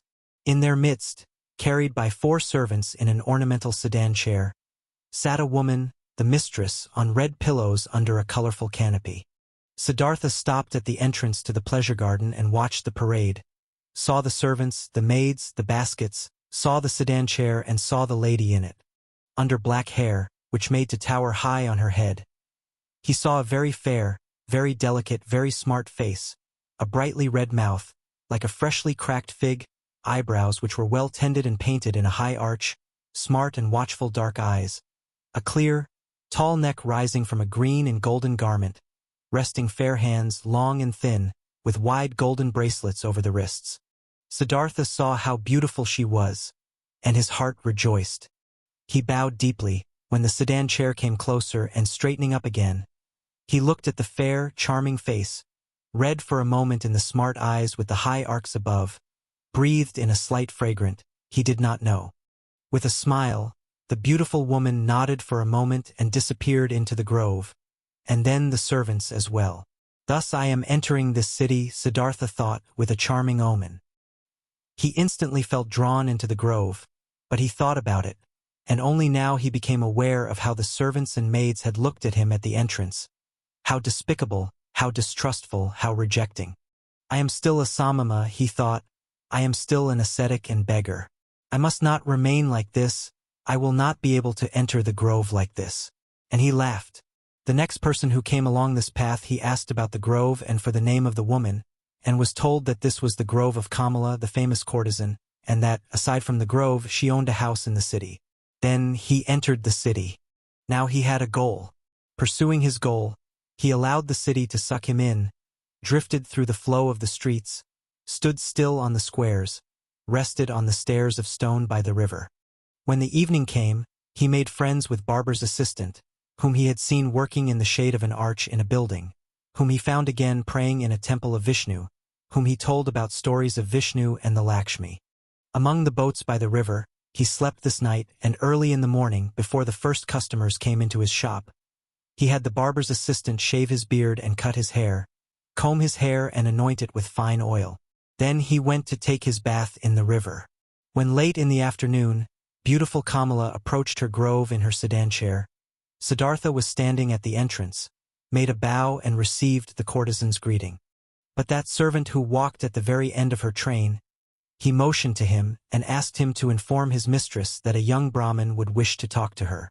After a while, the servant returned, asked him, who had been waiting, to follow him, conducted him, who was following him, without a word into a pavilion, where Kamala was lying on a couch, and left him alone with her. "Weren't you already standing out there yesterday, greeting me?" asked Kamala. "It's true that I've already seen and greeted you yesterday. But didn't you yesterday wear a beard, and long hair, and dust in your hair? You have observed well, you have seen everything. You have seen Siddhartha, the son of a Brahmin, who has left his home to become a Samama, and who has been a Samama for 3 years. But now, I have left that path and came into the city, and the first one I met, even before I had entered the city, was you. To say this, I have come to you, O Kamala. You are the first woman whom Siddhartha is not addressing with his eyes turned to the ground. Never again I want to turn my eyes to the ground when I'm coming across a beautiful woman. Kamala smiled and played with her fan of peacock's feathers, and asked, "And only to tell me this, Siddhartha has come to me? To tell you this and to thank you for being so beautiful. And if it doesn't displease you, Kamala, I would like to ask you to be my friend and teacher, for I know nothing yet of that art which you have mastered in the highest degree." At this, Kamala laughed aloud. "Never before this has happened to me, my friend, that a Samama from the forest came to me and wanted to learn from me. Never before this has happened to me, that a Samama came to me with long hair and an old, torn loincloth. Many young men come to me, and there are also sons of Brahmins among them. But they come in beautiful clothes, they come in fine shoes, they have perfume in their hair and money in their pouches. This is, O Samama, how the young men are like who come to me." Quoth Siddhartha, "Already I am starting to learn from you. Even yesterday I was already learning. I have already taken off my beard, have combed the hair, have oil in my hair. There is little which is still missing in me, O excellent one. Fine clothes, fine shoes, money in my pouch. You shall know, Siddhartha has set harder goals for himself than such trifles, and he has reached them. How shouldn't I reach that goal, which I have set for myself yesterday? To be your friend and to learn the joys of love from you. You'll see that I'll learn quickly, Kamala. I have already learned harder things than what you're supposed to teach me. And now let's get to it. You aren't satisfied with Siddhartha as he is, with oil in his hair, but without clothes, without shoes, without money." Laughing, Kamala exclaimed, "No, my dear, he doesn't satisfy me yet. Clothes are what he must have, pretty clothes and shoes, pretty shoes, and lots of money in his pouch and gifts for Kamala. Do you know it now, Samama from the forest? Did you mark my words?" "Yes, I have marked your words," Siddhartha exclaimed. "How should I not mark words which are coming from such a mouth? Your mouth is like a freshly cracked fig, Kamala. My mouth is red and fresh as well. It will be a suitable match for yours, you'll see. But tell me, beautiful Kamala, aren't you at all afraid of the Samama from the forest, who has come to learn how to make love? Whatever for should I be afraid of a Samama? A stupid Samama from the forest, who is coming from the jackals and doesn't even know yet what women are. Oh, he's strong, the Samama, and he isn't afraid of anything. He could force you, beautiful girl. He could kidnap you. He could hurt you. No, Samama, I am not afraid of this. Did any Samama or Brahmin ever fear someone might come and grab him and steal his learning, and his religious devotion and his depth of thought? No, for they are his very own, and he would only give away from those whatever he is willing to give and to whomever he is willing to give. Like this it is, precisely like this it is also with Kamala and with the pleasures of love. Beautiful and red is Kamala's mouth, but just try to kiss it against Kamala's will, and you will not obtain a single drop of sweetness from it, which knows how to give so many sweet things. You are learning easily, Siddhartha, thus you should also learn this. Love can be obtained by begging, buying, receiving it as a gift, finding it in the street, but it cannot be stolen. In this you have come up with the wrong path. No, it would be a pity if a pretty young man like you would want to tackle it in such a wrong manner." Siddhartha bowed with a smile. "It would be a pity, Kamala, you are so right. It would be such a great pity. No, I shall not lose a single drop of sweetness from your mouth, nor you from mine. So it is settled. Siddhartha will return. Once he'll have what he still lacks. Clothes, shoes, money. But speak, lovely Kamala, couldn't you still give me one small advice? An advice? Why not? Who wouldn't like to give an advice to a poor, ignorant Samama, who is coming from the jackals of the forest? Dear Kamala, thus advise me where I should go to, that I'll find these 3 things most quickly. Friend, many would like to know this. You must do what you've learned and ask for money, clothes, and shoes in return. There is no other way for a poor man to obtain money. What might you be able to do? I can think. I can wait. I can fast. Nothing else. Nothing. But yes, I can also write poetry. Would you like to give me a kiss for a poem? I would like to, if I'll like your poem. What would be its title? Siddhartha spoke, after he had thought about it for a moment. These verses. Into her shady grove stepped the pretty Kamala. At the grove's entrance stood the brown Samama. Deeply, seeing the lotus's blossom, bowed that man, and smiling Kamala thanked. More lovely, thought the young man, than offerings for gods. More lovely is offering to pretty Kamala.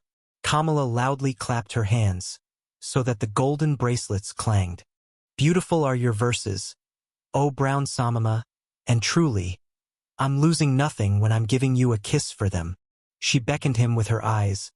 He tilted his head so that his face touched hers and placed his mouth on that mouth which was like a freshly cracked fig. For a long time Kamala kissed him, and with a deep astonishment Siddhartha felt how she taught him, how wise she was, how she controlled him, rejected him, lured him, and how after this first one there was to be a long, a well-ordered, well-tested sequence of kisses, every one different from the others, he was still to receive. Breathing deeply, he remained standing where he was, and was in this moment astonished like a child about the cornucopia of knowledge and things worth learning, which revealed itself before his eyes. Very beautiful are your verses, exclaimed Kamala. If I was rich, I would give you pieces of gold for them, but it will be difficult for you to earn thus much money with verses as you need. For you need a lot of money, if you want to be Kamala's friend. The way you're able to kiss Kamala, stammered Siddhartha. Yes, this I am able to do. Therefore I do not lack clothes, shoes, bracelets, and all beautiful things. But what will become of you? Aren't you able to do anything else but thinking, fasting, making poetry? I also know the sacrificial songs, said Siddhartha. But I do not want to sing them anymore.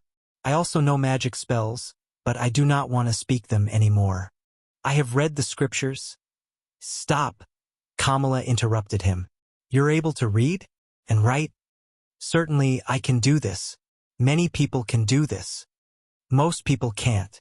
I also can't do it. It is very good that you're able to read and write, very good. You will also still find use for the magic spells. In this moment, a maid came running in and whispered a message into her mistress's ear. There's a visitor for me, exclaimed Kamala. Hurry and get yourself away, Siddhartha. Nobody may see you in here. Remember this. Tomorrow I'll see you again. But to the maid she gave the order to give the pious Brahmin white upper garments.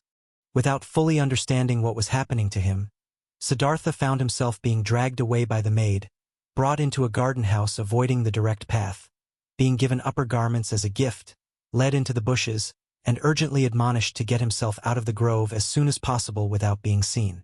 Contently, he did as he had been told. Being accustomed to the forest, he managed to get out of the grove and over the hedge without making a sound. Contently, he returned to the city, carrying the rolled-up garments under his arm. At the inn where travelers stay, he positioned himself by the door. Without words he asked for food. Without a word he accepted a piece of rice cake. Perhaps as soon as tomorrow, he thought, I will ask no one for food anymore. Suddenly, pride flared up in him. He was no Samama anymore. It was no longer becoming to him to beg. He gave the rice cake to a dog and remained without food. Simple is the life which people lead in this world here, thought Siddhartha. It presents no difficulties. Everything was difficult, toilsome, and ultimately hopeless when I was still a Samama. Now everything is easy, easy like that lesson in kissing which Kamala is giving me. I need clothes and money, nothing else. These are small, near goals, they won't make a person lose any sleep. He had already discovered Kamala's house in the city long before. There he turned up the following day. Things are working out well, she called out to him. They are expecting you at Kamaswami's. He is the richest merchant of the city. If he'll like you, he'll accept you into his service. Be smart, brown Samama. I had others tell him about you. Be polite towards him, he is very powerful. But don't be too modest. I do not want you to become his servant. You shall become his equal, or else I won't be satisfied with you. Kamaswami is starting to get old and lazy. If he'll like you, he'll entrust you with a lot. Siddhartha thanked her and laughed, and when she found out that he had not eaten anything yesterday and today, she sent for bread and fruits and treated him to it. "You've been lucky," she said when they parted. "I'm opening one door after another for you. How come? Do you have a spell?" Siddhartha said, "Yesterday, I told you I knew how to think, to wait, and to fast, but you thought this was of no use. But it is useful for many things, Kamala, you'll see. You'll see that the stupid Samamas are learning and able to do many pretty things in the forest, which the likes of you aren't capable of. The day before yesterday, I was still a shaggy beggar. As soon as yesterday I have kissed Kamala, and soon I'll be a merchant and have money and all those things you insist upon." "Well, yes," she admitted. "But where would you be without me? What would you be if Kamala wasn't helping you?" "Dear Kamala," said Siddhartha and straightened up to his full height. "When I came to you into your grove, I did the first step. It was my resolution to learn love from this most beautiful woman. From that moment on, when I had made this resolution, I also knew that I would carry it out. I knew that you would help me. At your first glance at the entrance of the grove, I already knew it. But what if I hadn't been willing? You were willing. Look, Kamala, when you throw a rock into the water, it will speed on the fastest course to the bottom of the water. This is how it is when Siddhartha has a goal, a resolution. Siddhartha does nothing. He waits. He thinks, he fasts. But he passes through the things of the world like a rock through water, without doing anything, without stirring. He is drawn, he lets himself fall. His goal attracts him because he doesn't let anything enter his soul which might oppose the goal. This is what Siddhartha has learned among the Samamas. This is what fools call magic, and of which they think it would be affected by means of the demons. Nothing is affected by demons, there are no demons. Everyone can perform magic, everyone can reach his goals, if he is able to think, if he is able to wait, if he is able to fast. Kamala listened to him. She loved his voice. She loved the look from his eyes. "Perhaps it is so," she said quietly, "as you say, friend, but perhaps it is also like this, that Siddhartha is a handsome man, that his glance pleases the women, that therefore good fortune is coming towards him." With one kiss, Siddhartha bid his farewell. "I wish that it should be this way, my teacher, that my glance shall please you, that always good fortune shall come to me out of your direction." Siddhartha went to Kamaswami the merchant. He was directed into a rich house. Servants led him between precious carpets into a chamber, where he awaited the master of the house. Kamaswami entered, a swiftly, smoothly moving man with very gray hair, with very intelligent, cautious eyes, with a greedy mouth. Politely, the host and the guest greeted one another. "I have been told," the merchant began, "that you were a Brahmin, a learned man, but that you seek to be in the service of a merchant. Might you have become destitute, Brahmin, so that you seek to serve?" "No," said Siddhartha. "I have not become destitute and have never been destitute. You should know that I'm coming from the Samamas, with whom I have lived for a long time. If you're coming from the Samamas, how could you be anything but destitute? Aren't the Samamas entirely without possessions?" "I am without possessions," said Siddhartha. "If this is what you mean, surely I am without possessions. But I am so voluntarily, and therefore I am not destitute." "But what are you planning to live of, being without possessions?" "I haven't thought of this yet, sir. For more than 3 years, I have been without possessions, and have never thought about of what I should live." "So you've lived of the possessions of others. Presumable this is how it is.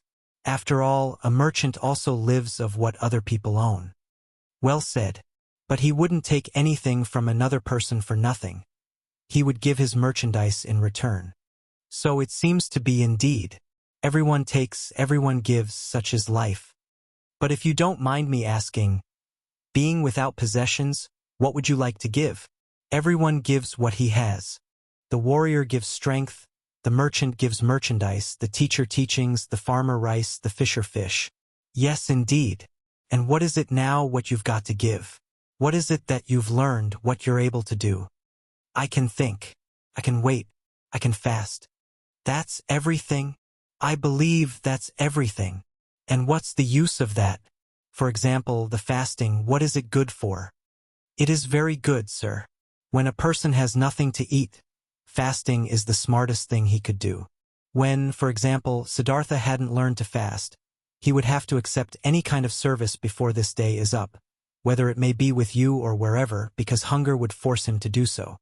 But like this, Siddhartha can wait calmly, he knows no impatience, he knows no emergency. For a long time he can allow hunger to besiege him and can laugh about it. This, sir, is what fasting is good for. You're right, Samama. Wait for a moment. Kamaswami left the room and returned with a scroll, which he handed to his guest while asking, "Can you read this?" Siddhartha looked at the scroll, on which a sales contract had been written down, and began to read out its contents. "Excellent," said Kamaswami. "And would you write something for me on this piece of paper?" He handed him a piece of paper and a pen, and Siddhartha wrote and returned the paper. Kamaswami read, "Writing is good. Thinking is better. Being smart is good. Being patient is better. It is excellent how you're able to write." The merchant praised him. "Many a thing we will still have to discuss with one another. For today, I'm asking you to be my guest and to live in this house." Siddhartha thanked and accepted, and lived in the dealer's house from now on. Clothes were brought to him and shoes, and every day, a servant prepared a bath for him. Twice a day, a plentiful meal was served, but Siddhartha only ate once a day, and ate neither meat nor did he drink wine. Kamaswami told him about his trade, showed him the merchandise and storage rooms, showed him calculations. Siddhartha got to know many new things, he heard a lot and spoke little. And thinking of Kamala's words, he was never subservient to the merchant, forced him to treat him as an equal, yes, even more than an equal. Kamaswami conducted his business with care and often with passion, but Siddhartha looked upon all of this as if it was a game, the rules of which he tried hard to learn precisely, but the contents of which did not touch his heart. He was not in Kamaswami's house for long, when he already took part in his landlord's business. But daily, at the hour appointed by her, he visited beautiful Kamala, wearing pretty clothes, fine shoes, and soon he brought her gifts as well. Much he learned from her red, smart mouth. Much he learned from her tender, supple hand. Him who was, regarding love, still a boy and had a tendency to plunge blindly and insatiably into lust like into a bottomless pit. Him she taught, thoroughly starting with the basics, about that school of thought which teaches that pleasure cannot be taken without giving pleasure, and that every gesture, every caress, every touch, every look, every spot of the body, however small it was, had its secret, which would bring happiness to those who know about it and unleash it. She taught him that lovers must not part from one another after celebrating love, without one admiring the other, without being just as defeated as they have been victorious, so that none of them should start feeling fed up or bored and get that evil feeling of having abused or having been abused. Wonderful hours he spent with the beautiful and smart artist, became her student, her lover, her friend. Here with Kamala was the worth and purpose of his present life, not with the business of Kamaswami. The merchant passed duties of writing important letters and contracts on to him and got into the habit of discussing all important affairs with him. He soon saw that Siddhartha knew little about rice and wool, shipping and trade, but that he acted in a fortunate manner, and that Siddhartha surpassed him, the merchant, in calmness and equanimity, and in the art of listening and deeply understanding previously unknown people. "This Brahmin," he said to a friend, "is no proper merchant and will never be one. There is never any passion in his soul when he conducts our business. But he has that mysterious quality of those people to whom success comes all by itself, whether this may be a good star of his birth, magic, or something he has learned among samamas. He always seems to be merely playing with our business affairs, they never fully become a part of him, they never rule over him, he is never afraid of failure, he is never upset by a loss." The friend advised the merchant, "Give him from the business he conducts for you a third of the profits, but let him also be liable for the same amount of the losses, when there is a loss. Then he'll become more zealous." Kamaswami followed the advice, but Siddhartha cared little about this. When he made a profit, he accepted it with equanimity. When he made losses, he laughed and said, Well, look at this, so this one turned out badly. It seemed indeed as if he did not care about the business. At one time he traveled to a village to buy a large harvest of rice there. But when he got there, the rice had already been sold to another merchant. Nevertheless, Siddhartha stayed for several days in that village, treated the farmers for a drink, gave copper coins to their children, joined in the celebration of a wedding, and returned extremely satisfied from his trip. Kamaswami held against him that he had not turned back right away, that he had wasted time and money. Siddhartha answered, "Stop scolding, dear friend. Nothing was ever achieved by scolding. If a loss has occurred, let me bear that loss. I am very satisfied with this trip. I have gotten to know many kinds of people. A Brahmin has become my friend. Children have sat on my knees. Farmers have shown me their fields. Nobody knew that I was a merchant." "That's all very nice," exclaimed Kamaswami indignantly. "But in fact, you are a merchant after all, one ought to think. Or might you have only traveled for your amusement?" "Surely," Siddhartha laughed, "surely I have traveled for my amusement. For what else? I have gotten to know people and places.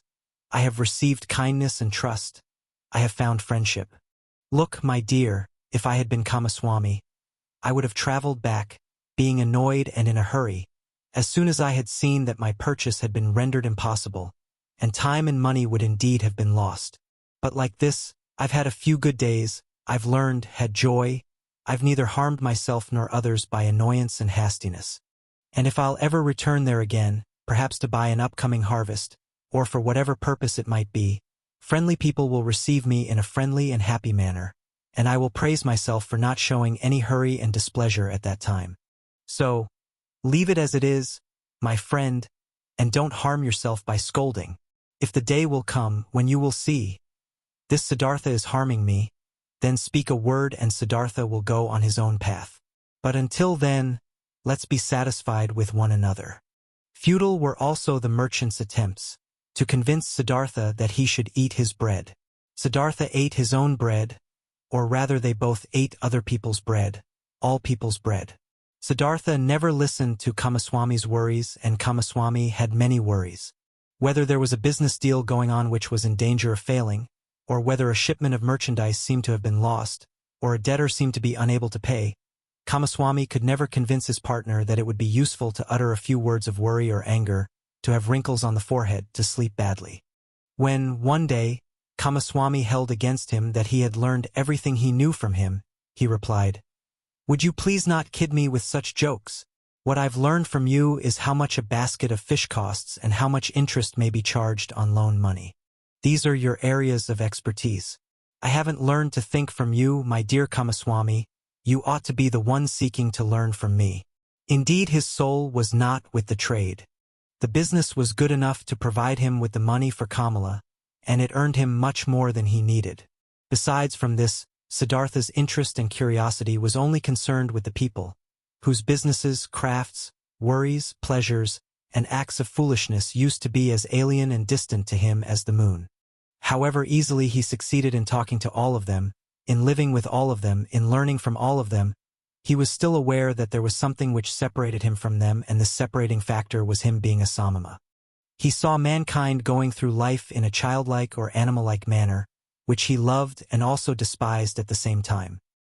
He saw them toiling, saw them suffering, and becoming gray for the sake of things which seemed to him entirely unworthy of this price, for money, for little pleasures, for being slightly honored. He saw them scolding and insulting each other. He saw them complaining about pain at which a samama would only smile, and suffering because of deprivations which a samama would not feel. He was open to everything these people brought his way. Welcome was the merchant who offered him linen for sale. Welcome was the debtor who sought another loan. Welcome was the beggar who told him for 1 hour the story of his poverty, and who was not half as poor as any given samama. He did not treat the rich foreign merchant any different than the servant who shaved him and the street vendor whom he let cheat him out of some small change when buying bananas. When Kamaswami came to him to complain about his worries or to reproach him concerning his business, he listened curiously and happily, was puzzled by him, tried to understand him, consented that he was a little bit right, only as much as he considered indispensable, and turned away from him towards the next person who would ask for him. And there were many who came to him, many to do business with him, many to cheat him, many to draw some secret out of him, many to appeal to his sympathy, many to get his advice. He gave advice, he pitied, he made gifts, he let them cheat him a bit, and this entire game and the passion with which all people played this game occupied his thoughts just as much as the gods and Brahmins used to occupy them. At times he felt, deep in his chest, a dying, quiet voice, which admonished him quietly, lamented quietly. He hardly perceived it. And then, for an hour, he became aware of the strange life he was leading, of him doing lots of things which were only a game, of, though being happy and feeling joy at times, real life still passing him by and not touching him. As a ball player plays with his balls, he played with his business deals, with the people around him, watched them, found amusement in them. With his heart, with the source of his being, he was not with them. The source ran somewhere, far away from him, ran and ran invisibly, had nothing to do with his life anymore. And at several times he suddenly became scared on account of such thoughts and wished that he would also be gifted with the ability to participate in all of these childlike naive occupations of the daytime with passion and with his heart, really to live, really to act, really to enjoy and to live instead of just standing by as a spectator. But again and again he came back to beautiful Kamala, learned the art of love, practiced the cult of lust, in which more than in anything else giving and taking becomes one, chatted with her, learned from her, gave her advice, received advice. She understood him better than Govinda used to understand him. She was more similar to him. Once, he said to her, "You are like me, you are different from most people. You are Kamala, nothing else, and inside of you, there is a peace and refuge to which you can go at every hour of the day and be at home at yourself, as I can also do. Few people have this, and yet all could have it." "Not all people are smart," said Kamala. "No," said Siddhartha. "That's not the reason why. Kamaswami is just as smart as I, and still has no refuge in himself. Others have it who are small children with respect to their mind. Most people, Kamala, are like a falling leaf which is blown and is turning around through the air, and wavers and tumbles to the ground. But others, a few, are like stars, they go on a fixed course, no wind reaches them, in themselves they have their law and their course. Among all the learned men and samamas, of which I knew many, there was one of this kind, a perfected one. I'll never be able to forget him. It is that Gautama, the exalted one, who is spreading those teachings. Thousands of followers are listening to his teachings every day, follow his instructions every hour, but they are all falling leaves. Not in themselves they have teachings and a law." Kamala looked at him with a smile. "Again, you're talking about him," she said. "Again, you're having a samama's thoughts." Siddhartha said nothing, and they played the game of love, one of the 30 or 40 different games Kamala knew. Her body was flexible like that of a jaguar and like the bow of a hunter. He who had learned from her how to make love was knowledgeable of many forms of lust, many secrets. For a long time, she played with Siddhartha, enticed him, rejected him, forced him, embraced him, enjoyed his masterful skills, until he was defeated and rested, exhausted by her side. The courtesan bent over him, took a long look at his face, at his eyes, which had grown tired. "You are the best lover," she said thoughtfully, "I ever saw. You're stronger than others, more supple, more willing. You've learned my art well, Siddhartha. At some time, when I'll be older, I'd want to bear your child. And yet, my dear, you've remained a samama, and yet you do not love me, you love nobody. Isn't it so?" "It might very well be so," Siddhartha said tiredly. "I am like you. You also do not love. How else could you practice love as a craft? Perhaps people of our kind can't love. The childlike people can. That's their secret." For a long time, Siddhartha had lived the life of the world and of lust, though without being a part of it.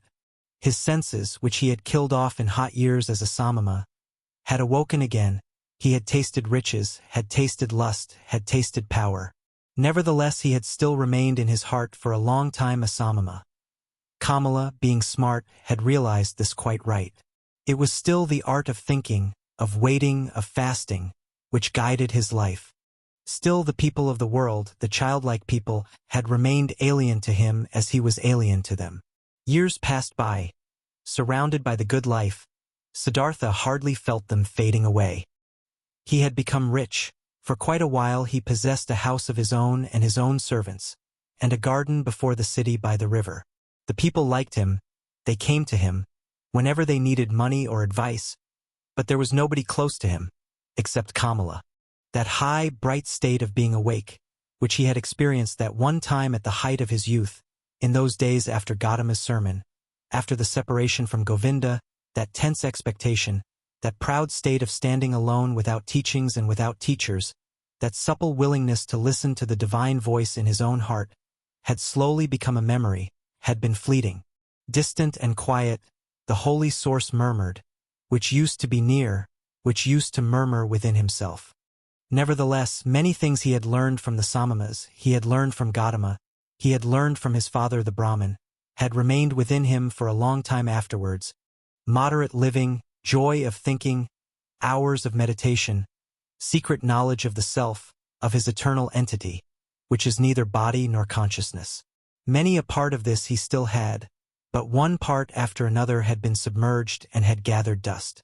Just as a potter's wheel, once it has been set in motion, will keep on turning for a long time and only slowly lose its vigor and come to a stop, thus Siddhartha's soul had kept on turning the wheel of asceticism, the wheel of thinking, the wheel of differentiation for a long time, still turning, but it turned slowly and hesitantly and was close to coming to a standstill. Slowly, like humidity entering the dying stem of a tree, filling it slowly and making it rot, the world and sloth had entered Siddhartha's soul. Slowly it filled his soul, made it heavy, made it tired, put it to sleep. On the other hand, his senses had become alive. There was much they had learned, much they had experienced. Siddhartha had learned to trade, to use his power over people, to enjoy himself with a woman. He had learned to wear beautiful clothes, to give orders to servants, to bathe in perfumed waters. He had learned to eat tenderly and carefully prepared food, even fish, even meat and poultry, spices and sweets, and to drink wine, which causes sloth and forgetfulness. He had learned to play with dice and on a chessboard, to watch dancing girls, to have himself carried about in a sedan chair, to sleep on a soft bed. But still he had felt different from and superior to the others. Always he had watched them with some mockery, some mocking disdain, with the same disdain which a Samama constantly feels for the people of the world. When Kamaswami was ailing, when he was annoyed, when he felt insulted, when he was vexed by his worries as a merchant, Siddhartha had always watched it with mockery. Just slowly and imperceptibly, as the harvest seasons and rainy seasons passed by, his mockery had become more tired, his superiority had become more quiet. Just slowly, among his growing riches, Siddhartha had assumed something of the childlike people's ways for himself, something of their childlikeness and of their fearfulness. And yet, he envied them just the more similar he became to them. He envied them for the one thing that was missing from him and that they had, the importance they were able to attach to their lives, the amount of passion in their joys and fears, the fearful but sweet happiness of being constantly in love. These people were all of the time in love with themselves, with women, with their children, with honors or money, with plans or hopes. But he did not learn this from them, this out of all things, this joy of a child and this foolishness of a child. He learned from them out of all things the unpleasant ones, which he himself despised. It happened more and more often that, in the morning after having had company the night before, he stayed in bed for a long time, felt unable to think and tired. It happened that he became angry and impatient when Kamaswami bored him with his worries. It happened that he laughed just too loud when he lost a game of dice. His face was still smarter and more spiritual than others, but it rarely laughed, and assumed, one after another, those features which are so often found in the faces of rich people, those features of discontent, of sickliness, of ill humor, of sloth, of a lack of love. Slowly the disease of the soul, which rich people have, grabbed hold of him. Like a veil, like a thin mist, tiredness came over Siddhartha, slowly, getting a bit denser every day, a bit murkier every month, a bit heavier every year. As a new dress becomes old in time, loses its beautiful color in time, gets stains, gets wrinkles, gets worn off at the seams, and starts to show threadbare spots here and there, thus Siddhartha's new life, which he had started after his separation from Govinda, had grown old, lost color and splendor as the years passed by, was gathering wrinkles and stains, and hidden at bottom, already showing its ugliness here and there. Disappointment and disgust were waiting. Siddhartha did not notice it. He only noticed that this bright and reliable voice inside of him, which had awoken in him at that time and had ever guided him in his best times, had become silent. He had been captured by the world, by lust, covetousness, sloth, and finally also by that vice which he had used to despise and mock the most as the most foolish one of all vices: greed. Property, possessions, and riches also had finally captured him. They were no longer a game and trifles to him, had become a shackle and a burden. In a strange and devious way, Siddhartha had gotten into this final and most base of all dependencies, by means of the game of dice. It was since that time, when he had stopped being a samama in his heart, that Siddhartha began to play the game for money and precious things, which he at other times only joined with a smile and casually as a custom of the childlike people, with an increasing rage and passion. He was a feared gambler. Few dared to take him on. So high and audacious were his stakes. He played the game due to a pain of his heart. Losing and wasting his wretched money in the game brought him an angry joy. In no other way he could demonstrate his disdain for wealth, the merchant's false god, more clearly and more mockingly. Thus he gambled with high stakes and mercilessly, hating himself, mocking himself, won thousands, threw away thousands, lost money, lost jewelry, lost a house in the country, won again, lost again. That fear, that terrible and petrifying fear which he felt while he was rolling the dice, while he was worried about losing high stakes, that fear he loved and sought to always renew it, always increase it, always get it to a slightly higher level. For in this feeling alone he still felt something like happiness, something like an intoxication, something like an elevated form of life in the midst of his saturated, lukewarm, dull life. And after each big loss, his mind was set on new riches, pursued the trade more zealously, forced his debtors more strictly to pay, because he wanted to continue gambling, he wanted to continue squandering, continue demonstrating his disdain of wealth. Siddhartha lost his calmness when losses occurred, lost his patience when he was not paid on time, lost his kindness towards beggars, lost his disposition for giving away and loaning money to those who petitioned him. He, who gambled away tens of thousands at one roll of the dice and laughed at it, became more strict and more petty in his business, occasionally dreaming at night about money.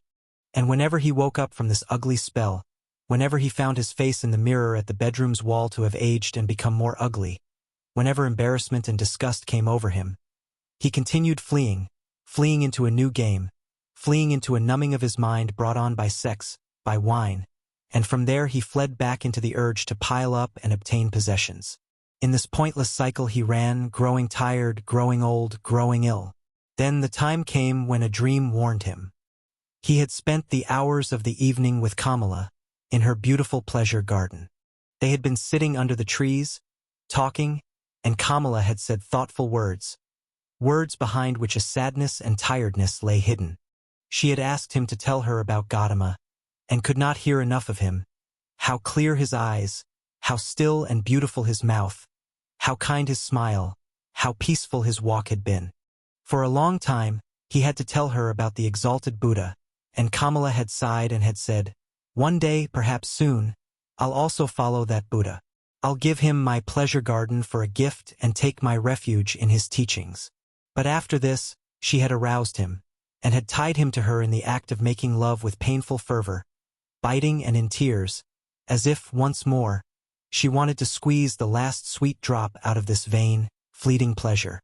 Never before, it had become so strangely clear to Siddhartha how closely lust was akin to death.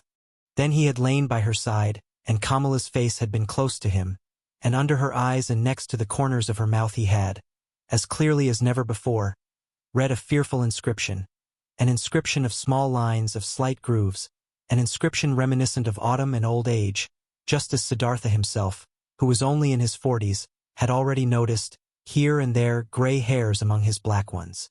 Tiredness was written on Kamala's beautiful face, tiredness from walking a long path, which has no happy destination, tiredness and the beginning of withering, and concealed, still unsaid, perhaps not even conscious anxiety, fear of old age, fear of the autumn, fear of having to die. With a sigh, He had bid his farewell to her, the soul full of reluctance and full of concealed anxiety.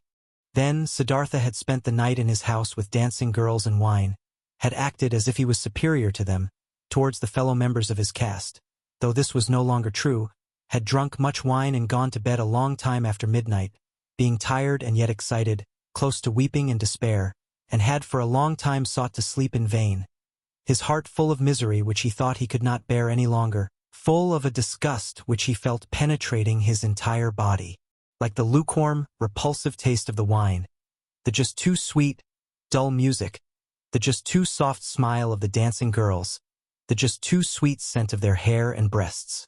But more than by anything else, he was disgusted by himself, by his perfumed hair, by the smell of wine from his mouth, by the flabby tiredness and listlessness of his skin.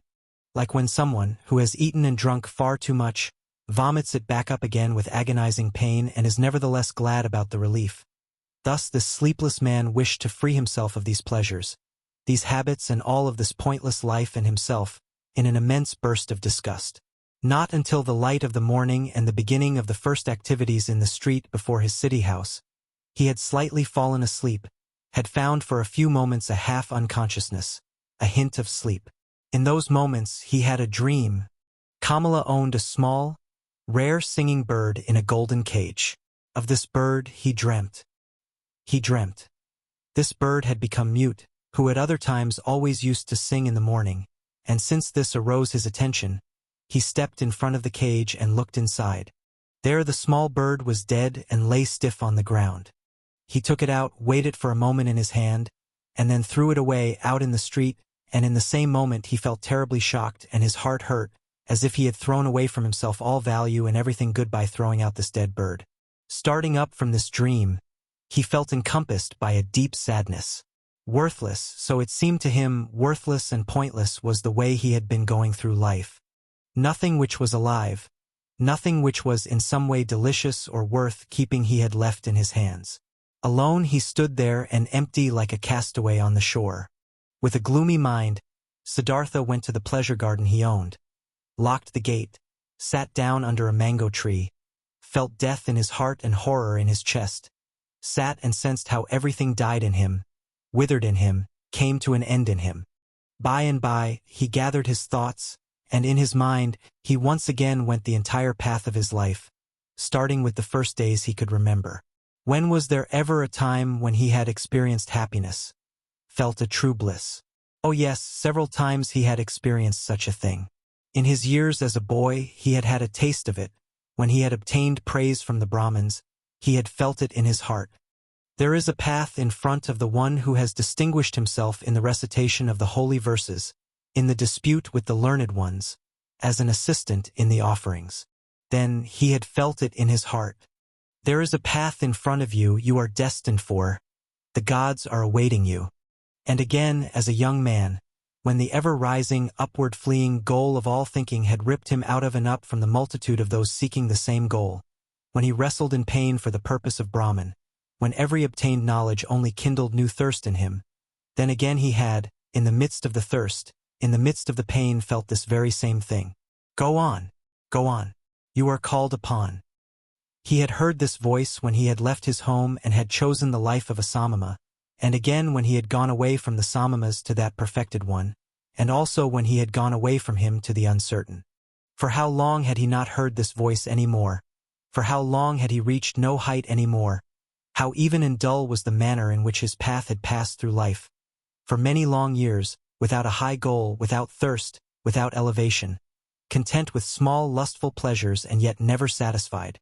For all of these many years, without knowing it himself, he had tried hard and long to become a man like those many, like those children, and in all this, his life had been much more miserable and poorer than theirs, and their goals were not his nor their worries. After all, that entire world of the Kamaswami people had only been a game to him, a dance he would watch, a comedy.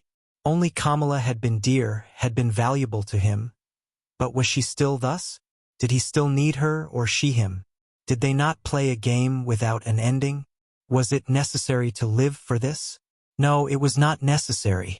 The name of this game was Sansara, a game for children, a game which was perhaps enjoyable to play once, twice, 10 times, but forever and ever over again.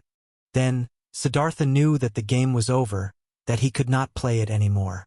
Shivers ran over his body, inside of him, so he felt something had died. That entire day he sat under the mango tree, thinking of his father, thinking of Govinda, thinking of Gautama. Did he have to leave them to become a Kamaswami? He still sat there when the night had fallen. When, looking up, he caught sight of the stars, he thought, "Here I'm sitting under my mango tree, in my pleasure garden." He smiled a little. Was it really necessary? Was it right? Was it not as foolish game that he owned a mango tree, that he owned a garden? He also put an end to this also died in him. He rose, bid his farewell to the mango tree, his farewell to the pleasure garden. Since he had been without food this day, he felt strong hunger, and thought of his house in the city, of his chamber and bed, of the table with the meals on it. He smiled tiredly, shook himself, and bid his farewell to these things. In the same hour of the night, Siddhartha left his garden, left the city, and never came back. For a long time, Kamaswami had people look for him, thinking that he had fallen into the hands of robbers. Kamala had no one look for him. When she was told that Siddhartha had disappeared, she was not astonished. Did she not always expect it? Was he not a samama, a man who was at home nowhere, a pilgrim? And most of all, she had felt this the last time they had been together, and she was happy, in spite of all the pain of the loss, that she had pulled him so affectionately to her heart for this last time, that she had felt one more time to be so completely possessed and penetrated by him. When she received the first news of Siddhartha's disappearance, she went to the window, where she held a rare singing bird captive in a golden cage. She opened the door of the cage, took the bird out and let it fly. For a long time she gazed after it, the flying bird. From this day on, she received no more visitors and kept her house locked. But after some time, she became aware that she was pregnant from the last time she was together with Siddhartha. Siddhartha walked through the forest, was already far from the city, and knew nothing but that one thing, that there was no going back for him, that this life, as he had lived it for many years until now, was over and done away with, and that he had tasted all of it, sucked everything out of it until he was disgusted with it. Dead was the singing bird he had dreamt of. Dead was the bird in his heart. Deeply, he had been entangled in samsara. He had sucked up disgust and death from all sides into his body. Like a sponge sucks up water until it is full. And full he was, full of the feeling of being sick of it, full of misery, full of death. There was nothing left in this world which could have attracted him, given him joy, given him comfort. Passionately he wished to know nothing about himself any more, to have rest, to be dead. If there only was a lightning bolt to strike him dead, if there only was a tiger to devour him, if there only was a wine, a poison which would numb his senses, bring him forgetfulness and sleep, and no awakening from that. Was there still any kind of filth he had not soiled himself with, a sin or foolish act he had not committed, a dreariness of the soul he had not brought upon himself? Was it still at all possible to be alive? Was it possible to breathe in again and again, to breathe out, to feel hunger, to eat again, to sleep with a woman again? Was this cycle not exhausted and brought to a conclusion for him? Siddhartha reached the large river in the forest, the same river over which a long time ago, when he had still been a young man and came from the town of Gautama, a ferryman had conducted him. By this river he stopped. Hesitantly he stood at the bank. Tiredness and hunger had weakened him, and whatever for should he walk on, wherever to which goal? No, there were no more goals. There was nothing left but the deep, painful yearning to shake off this whole desolate dream, to spit out this stale wine, to put an end to this miserable and shameful life. A hang bent over the bank of the river, a coconut tree. Siddhartha leaned against its trunk with his shoulder, embraced the trunk with one arm, and looked down into the green water, which ran and ran under him, looked down and found himself to be entirely filled with the wish to let go and to drown in these waters. A frightening emptiness was reflected back at him by the water, answering to the terrible emptiness in his soul. Yes, he had reached the end. There was nothing left for him except to annihilate himself, except to smash the failure into which he had shaped his life, to throw it away, before the feet of mockingly laughing gods. This was the great vomiting he had longed for. Death. The smashing to bits of the form he hated. Let him be food for fishes. This dog Siddhartha. This lunatic. This depraved and rotten body. This weakened and abused soul. Let him be food for fishes and crocodiles. Let him be chopped to bits by the demons. With a distorted face, he stared into the water, saw the reflection of his face and spit at it. In deep tiredness, he took his arm away from the trunk of the tree and turned a bit, in order to let himself fall straight down, in order to finally drown. With his eyes closed, he slipped towards death. Then, out of remote areas of his soul, out of past times of his now weary life, a sound stirred up. It was a word, a syllable which he, without thinking, with a slurred voice, spoke to himself, the old word which is the beginning and the end of all prayers of the Brahmins, the holy Om, which roughly means that what is perfect or the completion. And in the moment when the sound of Om touched Siddhartha's ear, his dormant spirit suddenly woke up and realized the foolishness of his actions. Siddhartha was deeply shocked. So this was how things were with him, so doomed was he, so much he had lost his way and was forsaken by all knowledge, that he had been able to seek death, that this wish of a child, had been able to grow in him, to find rest by annihilating his body. What all agony of these recent times, all sobering realizations, all desperation had not brought about, this was brought on by this moment, when the Om entered his consciousness. He became aware of himself in his misery and in his error. Om. He spoke to himself. Om. And again he knew about Brahman, knew about the indestructibility of life, knew about all that is divine which he had forgotten. But this was only a moment. Flash. By the foot of the coconut tree, Siddhartha collapsed, struck down by tiredness, mumbling Om, placed his head on the root of the tree and fell into a deep sleep. Deep was his sleep and without dreams. For a long time he had not known such a sleep anymore. When he woke up after many hours, he felt as if 10 years had passed. He heard the water quietly flowing, did not know where he was and who had brought him here, opened his eyes, saw with astonishment that there were trees and the sky above him, and he remembered where he was and how he got here. But it took him a long while for this, and the past seemed to him as if it had been covered by a veil, infinitely distant, infinitely far away, infinitely meaningless. He only knew that his previous life, in the first moment when he thought about it, this past life seemed to him like a very old previous incarnation, like an early pre-birth of his present self. That his previous life had been abandoned by him, that, full of disgust and wretchedness, he had even intended to throw his life away, but that by a river under a coconut tree, he had come to his senses, the holy word Om on his lips, that then he had fallen asleep and had now woken up and was looking at the world as a new man.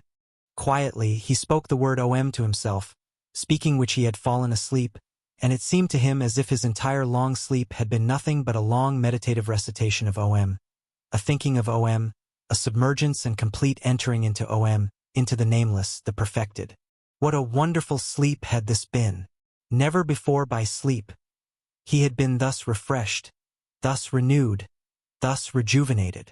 Perhaps he had really died, had drowned, and was reborn in a new body?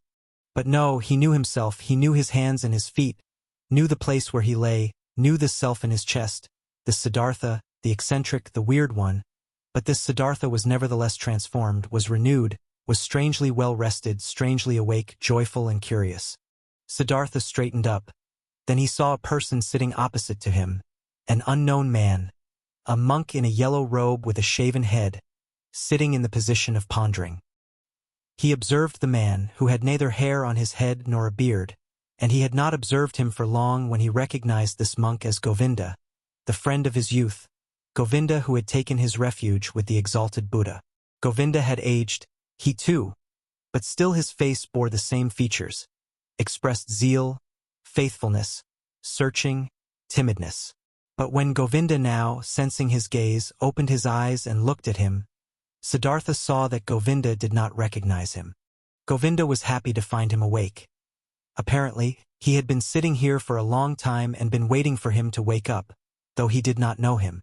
"I have been sleeping," said Siddhartha. "However did you get here?" "You have been sleeping," answered Govinda. "It is not good to be sleeping in such places, where snakes often are and the animals of the forest have their paths. I, O sir, am a follower of the exalted Gautama, the Buddha, the Sakyamuni, and have been on a pilgrimage together with several of us on this path, when I saw you lying and sleeping in a place where it is dangerous to sleep. Therefore I sought to wake you up, O sir, and since I saw that your sleep was very deep, I stayed behind from my group and sat with you. And then, so it seems, I have fallen asleep myself, I who wanted to guard your sleep. Badly, I have served you, tiredness has overwhelmed me. But now that you're awake, let me go to catch up with my brothers." "I thank you, Samama, for watching out over my sleep," spoke Siddhartha. "You're friendly, you followers of the Exalted One. Now you may go then." "I'm going, sir. May you, sir, always be in good health." "I thank you, Samama." Govinda made the gesture of a salutation and said, "Farewell." "Farewell, Govinda," said Siddhartha. The monk stopped. "Permit me to ask, sir, from where do you know my name?" Now Siddhartha smiled. "I know you, O Govinda, from your father's hut, and from the school of the Brahmins, and from the offerings, and from our walk to the Samamas, and from that hour when you took your refuge with the Exalted One in the Grove Jetavana." "You're Siddhartha!" Govinda exclaimed loudly. "Now I'm recognizing you and don't comprehend any more how I couldn't recognize you right away. Be welcome, Siddhartha. My joy is great to see you again. It also gives me joy to see you again. You've been the guard of my sleep. Again I thank you for this, though I wouldn't have required any guard. Where are you going to, oh friend?" "I'm going nowhere. We monks are always traveling. Whenever it is not the rainy season, we always move from one place to another, live according to the rules of the teachings passed on to us, accept alms, move on. It is always like this. But you, Siddhartha, where are you going to?" Quoth Siddhartha, "With me too, friend. It is as it is with you. I'm going nowhere. I'm just traveling. I'm on a pilgrimage." Govinda spoke. "You're saying you're on a pilgrimage, and I believe you. But, forgive me, O Siddhartha, you do not look like a pilgrim. You're wearing a rich man's garments, you're wearing the shoes of a distinguished gentleman, and your hair, with the fragrance of perfume, is not a pilgrim's hair, not the hair of a Samama. Right so, my dear, you have observed well, your keen eyes see everything. But I haven't said to you that I was a Samama. I said, I'm on a pilgrimage.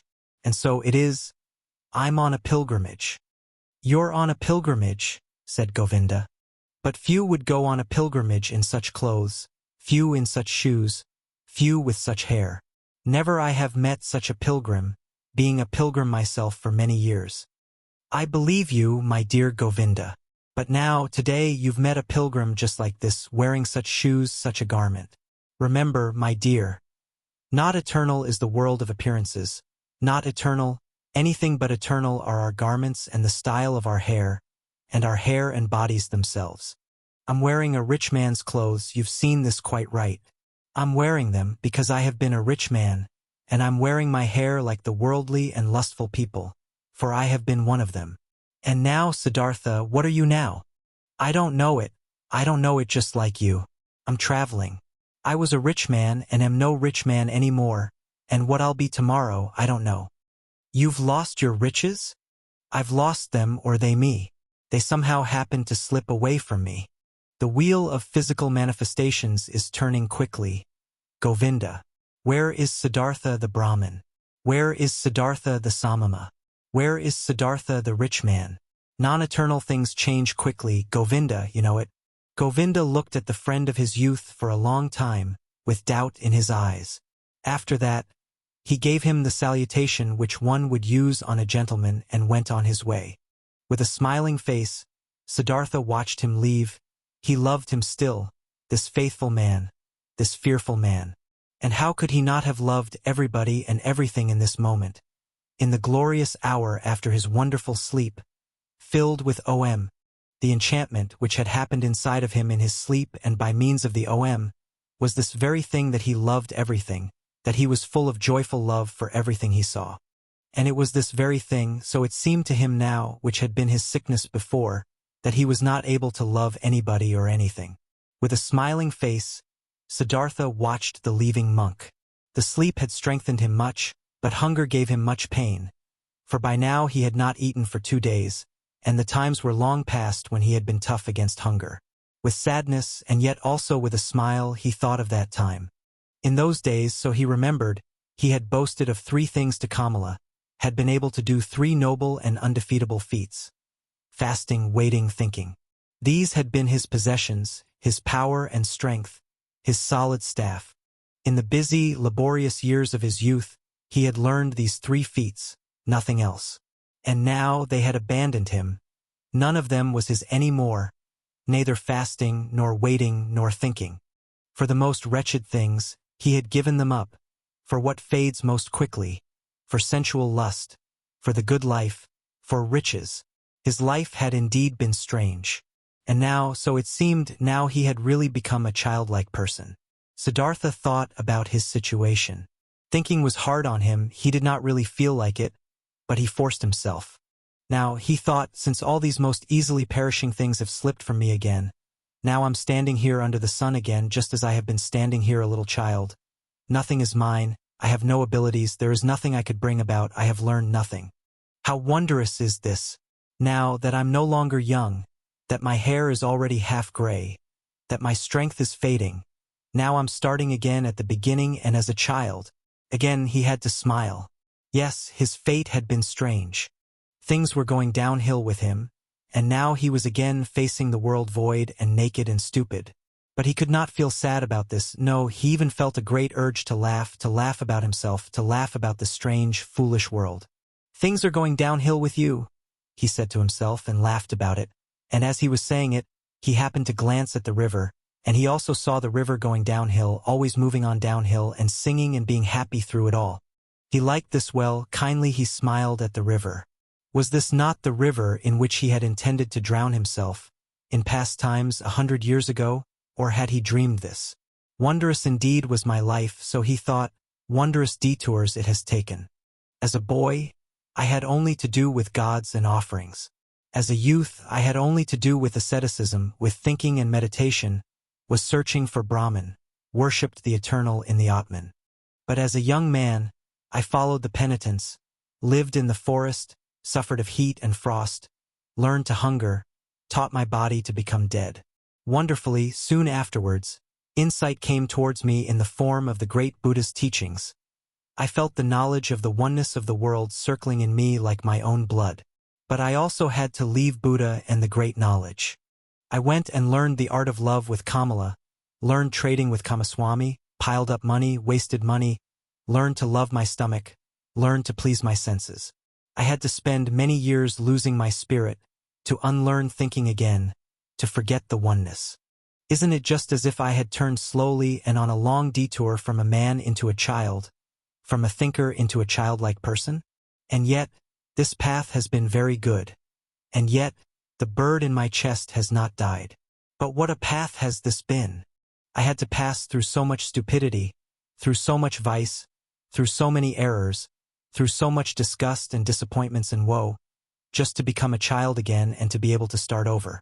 But it was right so, my heart says yes to it, my eyes smile to it. I've had to experience despair, I've had to sink down to the most foolish one of all thoughts, to the thought of suicide, in order to be able to experience divine grace, to hear OM again, to be able to sleep properly and awake properly again. I had to become a fool, to find Atman in me again. I had to sin to be able to live again. Where else might my path lead me to? It is foolish, this path, it moves in loops, perhaps it is going around in a circle. Let it go as it likes, I want to take it. Wonderfully, he felt joy rolling like waves in his chest. Wherever from, he asked his heart, where from did you get this happiness? Might it come from that long, good sleep, which has done me so good? Or from the word OM, which I said? Or from the fact that I have escaped, that I have completely fled, that I am finally free again and am standing like a child under the sky? Oh, how good is it to have fled, to have become free! How clean and beautiful is the air here! How good to breathe! There, where I ran away from, there everything smelled of ointments, of spices, of wine, of excess, of sloth. How I hated this world of the rich, of those who revel in fine food, of the gamblers. How I hated myself for staying in this terrible world for so long. How I hated myself, have deprived, poisoned, tortured myself, have made myself old and evil. No, never again I will, as I used to like doing so much, delude myself into thinking that Siddhartha was wise. But this one thing I have done well, this I like, this I must praise, that there is now an end to that hatred against myself, to that foolish and dreary life. I praise you, Siddhartha. After so many years of foolishness, you have once again had an idea, have done something, have heard the bird in your chest singing and have followed it. Thus he praised himself, found joy in himself, listened curiously to his stomach, which was rumbling with hunger. He had now, so he felt, in these recent times and days, completely tasted and spit out, devoured up to the point of desperation and death, a piece of suffering, a piece of misery. Like this, it was good. For much longer, he could have stayed with Kamaswami, made money, wasted money, filled his stomach, and let his soul die of thirst. For much longer he could have lived in this soft, well-upholstered hell, if this had not happened. The moment of complete hopelessness and despair, that most extreme moment, when he hung over the rushing waters and was ready to destroy himself, that he had felt this despair, this deep disgust, and that he had not succumbed to it, that the bird, the joyful source and voice in him was still alive after all. This was why he felt joy, this was why he laughed, this was why his face was smiling brightly under his hair which had turned gray. It is good, he thought, to get a taste of everything for oneself which one needs to know. That lust for the world and riches do not belong to the good things. I have already learned as a child. I have known it for a long time, but I have experienced only now.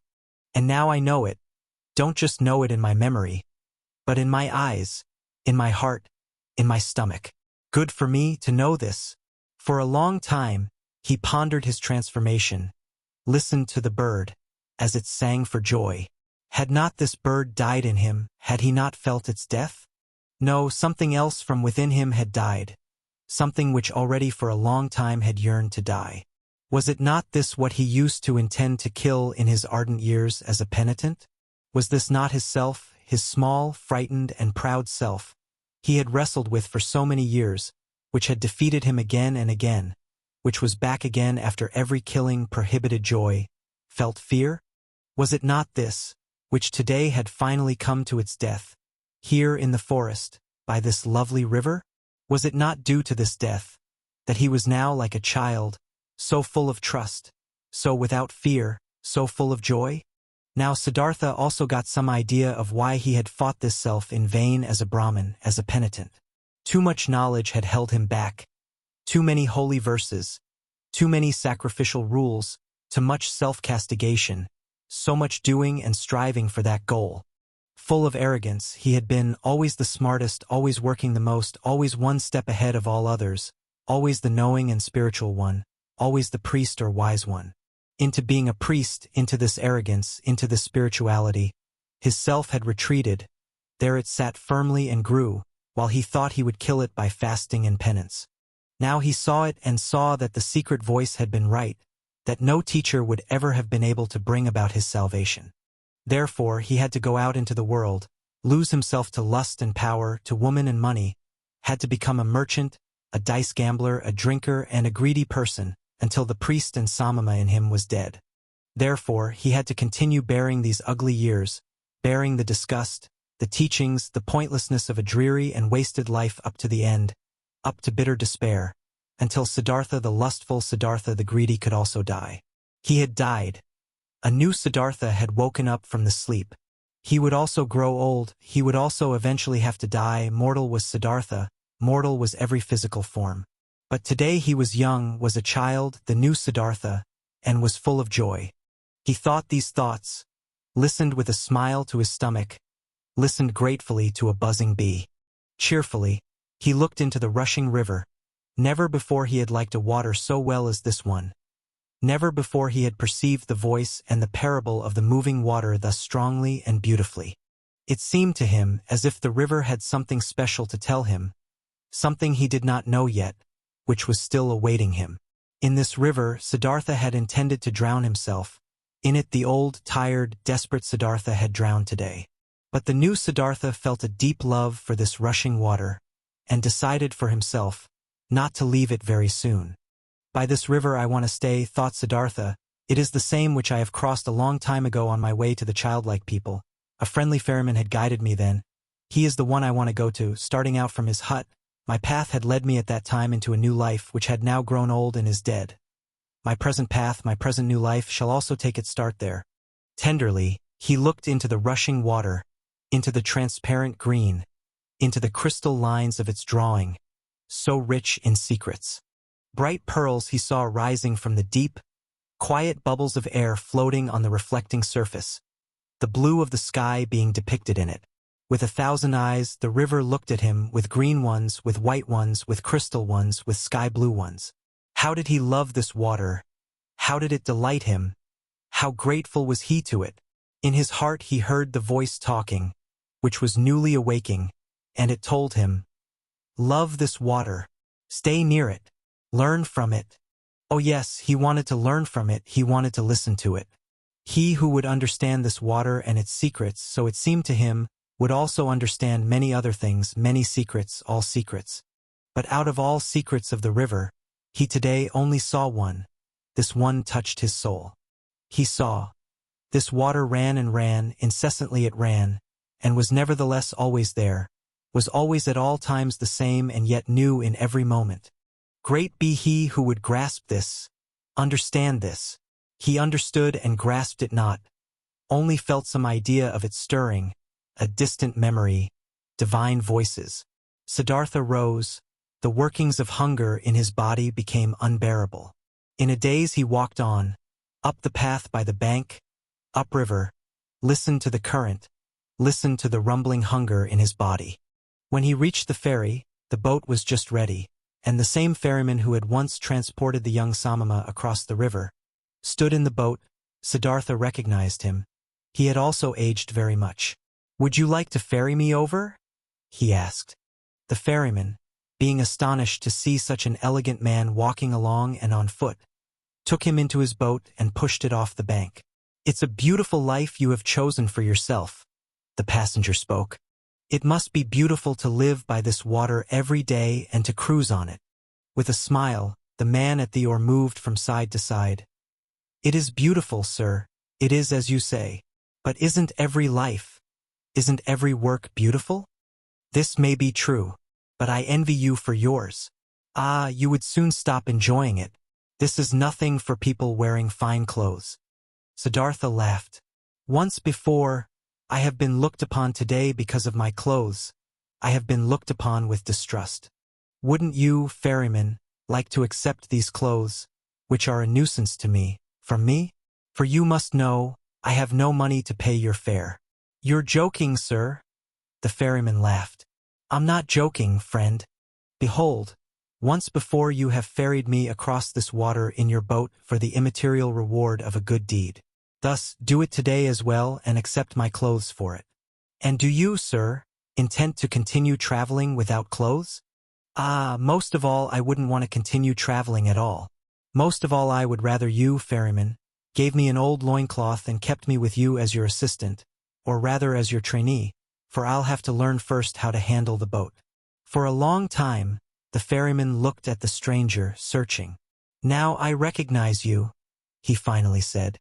"At one time you've slept in my hut. This was a long time ago, possibly more than 20 years ago, and you've been ferried across the river by me and we parted like good friends. Haven't you been a Samama? I can't think of your name anymore." "My name is Siddhartha, and I was a Samama when you've last seen me. So be welcome, Siddhartha. My name is Vasudeva. You will, so I hope, be my guest today as well and sleep in my hut, and tell me where you're coming from and why these beautiful clothes are such a nuisance to you."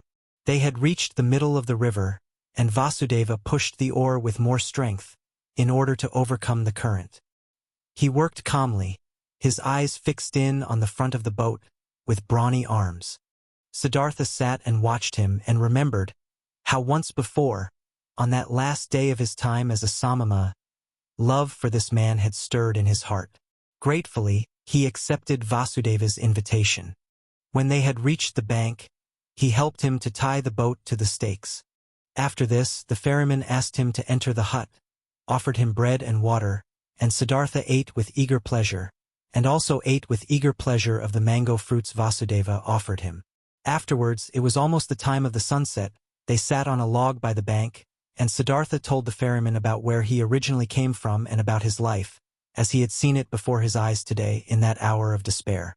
Until late at night lasted his tale. Vasudeva listened with great attention. Listening carefully, he let everything enter his mind, birthplace and childhood, all that learning, all that searching, all joy, all distress. This was among the ferryman's virtues one of the greatest. Like only a few, he knew how to listen. Without him having spoken a word, the speaker sensed how Vasudeva let his words enter his mind, quiet, open, waiting. How he did not lose a single one, awaited not a single one with impatience, did not add his praise or rebuke, was just listening. Siddhartha felt, what a happy fortune it is, to confess to such a listener, to bury in his heart his own life, his own search, his own suffering. But in the end of Siddhartha's tale, when he spoke of the tree by the river, and of his deep fall of the holy Om, and how he had felt such a love for the river after his slumber, the ferryman listened with twice the attention, entirely and completely absorbed by it, with his eyes closed. But when Siddhartha fell silent, and a long silence had occurred, then Vasudeva said, "It is as I thought. The river has spoken to you. It is your friend as well, it speaks to you as well. That is good, that is very good. Stay with me, Siddhartha, my friend. I used to have a wife, her bed was next to mine, but she has died a long time ago. For a long time I have lived alone. Now you shall live with me, there is space and food for both." "I thank you," said Siddhartha. "I thank you and accept. And I also thank you for this, Vasudeva, for listening to me so well. These people are rare who know how to listen, and I did not meet a single one who knew it as well as you did. I will also learn in this respect from you." "You will learn it," spoke Vasudeva, "but not from me. The river has taught me to listen. From it you will learn it as well. It knows everything, the river, everything can be learned from it. See, you've already learned this from the water too, that it is good to strive downwards, to sink, to seek depth. The rich and elegant Siddhartha is becoming an oarsman's servant. The learned Brahmin Siddhartha becomes a ferryman. This has also been told to you by the river. You'll learn that other thing from it as well." Quoth Siddhartha after a long pause, "What other thing, Vasudeva?" Vasudeva rose. "It is late," he said. "Let's go to sleep. I can't tell you that other thing, O friend. You'll learn it, or perhaps you know it already. See, I'm no learned man, I have no special skill in speaking, I also have no special skill in thinking. All I'm able to do is to listen and to be godly. I have learned nothing else. If I was able to say and teach it, I might be a wise man, but like this I am only a ferryman, and it is my task to ferry people across the river. I have transported many thousands, and to all of them, my river has been nothing but an obstacle on their travels. They traveled to seek money and business, and for weddings, and on pilgrimages, and the river was obstructing their path, and the ferryman's job was to get them quickly across that obstacle. But for some among thousands, a few, 4 or 5, the river has stopped being an obstacle, they have heard its voice, they have listened to it, and the river has become sacred to them, as it has become sacred to me. Let's rest now, Siddhartha." Siddhartha stayed with the ferryman and learned to operate the boat, and when there was nothing to do at the ferry, he worked with Vasudeva in the rice field, gathered wood, plucked the fruit off the banana trees. He learned to build and learned to mend the boat and to weave baskets, and was joyful because of everything he learned, and the days and months passed quickly. But more than Vasudeva could teach him, he was taught by the river. Incessantly, he learned from it. Most of all, he learned from it to listen, to pay close attention with a quiet heart, with a waiting, open soul, without passion, without a wish, without judgment, without an opinion. In a friendly manner, he lived side by side with Vasudeva, and occasionally they exchanged some words, few and at length thought about words. Vasudeva was no friend of words. Rarely, Siddhartha succeeded in persuading him to speak. "Did you?" So he asked him at one time. Did you too learn that secret from the river? That there is no time? Vasudeva's face was filled with a bright smile. Yes, Siddhartha, he spoke. It is this what you mean, isn't it? That the river is everywhere at once, at the source and at the mouth, at the waterfall, at the ferry, at the rapids, in the sea, in the mountains, everywhere at once, and that there is only the present time for it, not the shadow of the past, not the shadow of the future. This it is, said Siddhartha. And when I had learned it, I looked at my life, and it was also a river, and the boy Siddhartha was only separated from the man Siddhartha and from the old man Siddhartha by a shadow, not by something real. Also, Siddhartha's previous births were no past, and his death and his return to Brahma was no future. Nothing was, nothing will be. Everything is, everything has existence and is present. Siddhartha spoke with ecstasy. Deeply, this enlightenment had delighted him. Oh, was not all suffering time, were not all forms of tormenting oneself and being afraid time, was not everything hard, everything hostile in the world gone and overcome as soon as one had overcome time, as soon as time would have been put out of existence by one's thoughts? In ecstatic delight, he had spoken, but Vasudeva smiled at him brightly and nodded in confirmation. Silently he nodded, brushed his hand over Siddhartha's shoulder, turned back to his work. And once again, when the river had just increased its flow in the rainy season and made a powerful noise, then said Siddhartha, "Isn't it so, O friend? The river has many voices, very many voices? Hasn't it the voice of a king, and of a warrior, and of a bull, and of a bird of the night, and of a woman giving birth, and of a sighing man, and 1,000 other voices more?" So it is, Vasudeva nodded. All voices of the creatures are in its voice. And do you know, Siddhartha continued, what word it speaks, when you succeed in hearing all of its 10,000 voices at once? Happily, Vasudeva's face was smiling. He bent over to Siddhartha and spoke the holy Om into his ear. And this had been the very thing which Siddhartha had also been hearing. And time after time, his smile became more similar to the ferryman's, became almost just as bright, almost just as thoroughly glowing with bliss, just as shining out of 1,000 small wrinkles, just as alike to a child's, just as alike to an old man's. Many travelers, seeing the two ferrymen, thought they were brothers. Often, they sat in the evening together by the bank on the log, said nothing and both listened to the water, which was no water to them, but the voice of life, the voice of what exists, of what is eternally taking shape. And it happened from time to time that both, when listening to the river, thought of the same things, of a conversation from the day before yesterday, of one of their travelers, the face and fate of whom had occupied their thoughts, of death, of their childhood, and that they both in the same moment, when the river had been saying something good to them, looked at each other, both thinking precisely the same thing, both delighted about the same answer to the same question. There was something about this ferry and the two ferrymen which was transmitted to others, which many of the travelers felt. It happened occasionally that a traveler, after having looked at the face of one of the ferrymen, started to tell the story of his life, told about pains, confessed evil things, asked for comfort and advice. It happened occasionally that someone asked for permission to stay for a night with them to listen to the river.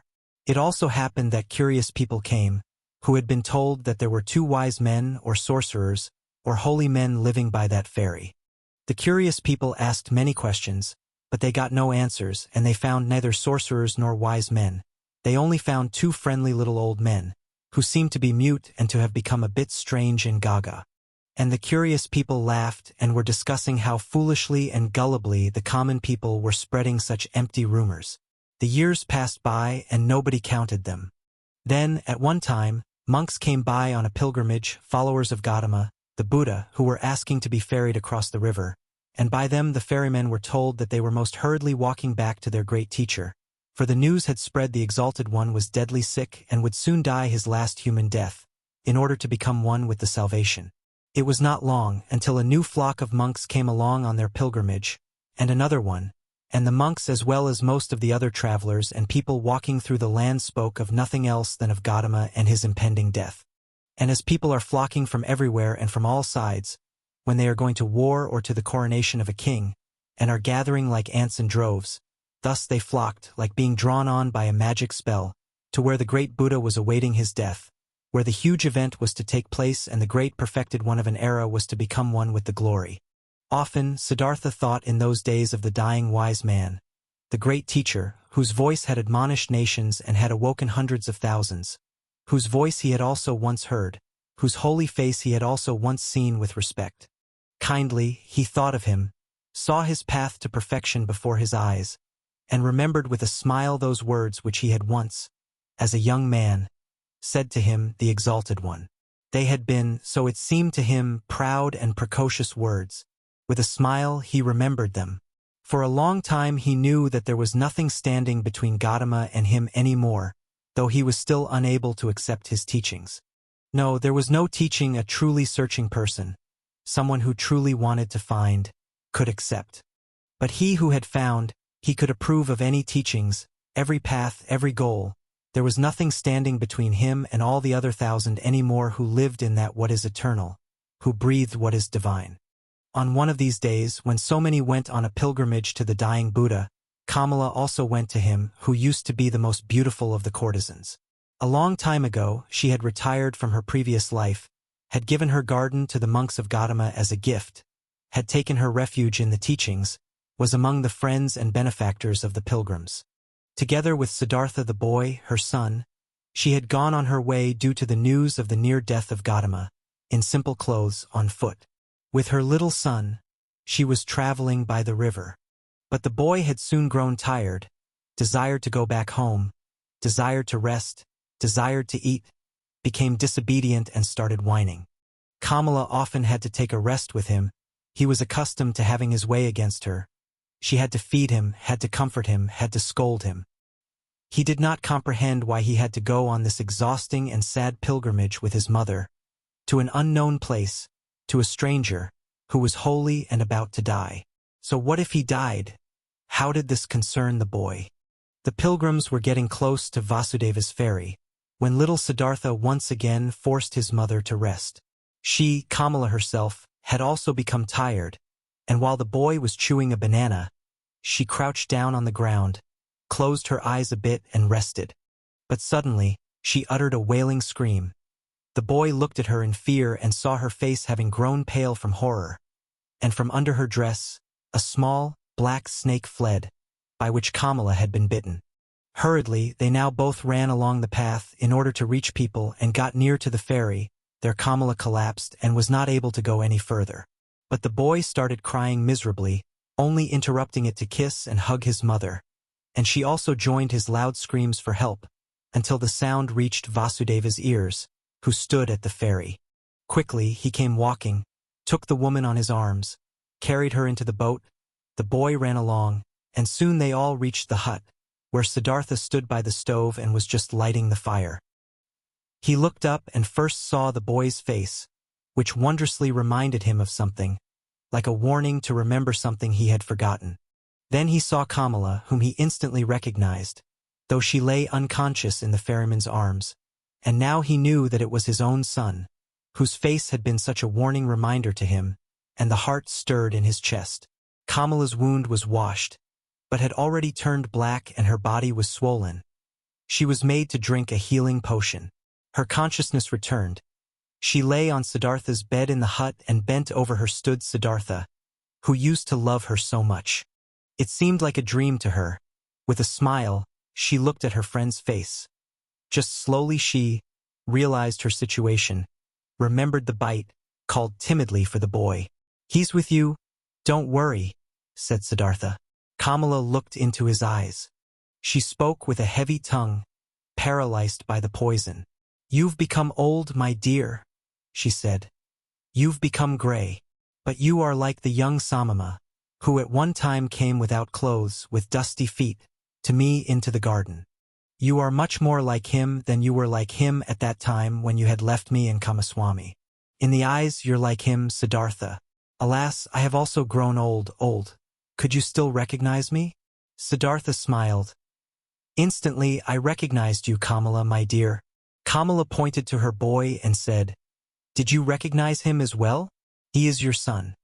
Her eyes became confused and fell shut. The boy wept. Siddhartha took him on his knees, let him weep, petted his hair, and at the sight of the child's face, a Brahmin prayer came to his mind, which he had learned a long time ago, when he had been a little boy himself. Slowly, with a singing voice, he started to speak. From his past and childhood, the words came flowing to him. And with that sing-song, the boy became calm, was only now and then uttering a sob and fell asleep. Siddhartha placed him on Vasudeva's bed. Vasudeva stood by the stove and cooked rice. Siddhartha gave him a look, which he returned with a smile. "She'll die," Siddhartha said quietly. Vasudeva nodded. Over his friendly face ran the light of the stove's fire. Once again, Kamala returned to consciousness. Pain distorted her face. Siddhartha's eyes read the suffering on her mouth, on her pale cheeks. Quietly, he read it, attentively, waiting, his mind becoming one with her suffering. Kamala felt it, her gaze sought his eyes. Looking at him, she said, "Now I see that your eyes have changed as well. They've become completely different. By what do I still recognize that you're Siddhartha? It's you and it's not you." Siddhartha said nothing. Quietly his eyes looked at hers. "You have achieved it?" she asked. "You have found peace?" He smiled and placed his hand on hers. "I'm seeing it," she said. "I'm seeing it. I too will find peace." "You have found it," Siddhartha spoke in a whisper. Kamala never stopped looking into his eyes. She thought about her pilgrimage to Gautama, which she wanted to take in order to see the face of the perfected one, to breathe his peace, and she thought that she had now found him in his place, and that it was good, just as good as if she had seen the other one. She wanted to tell this to him, but the tongue no longer obeyed her will.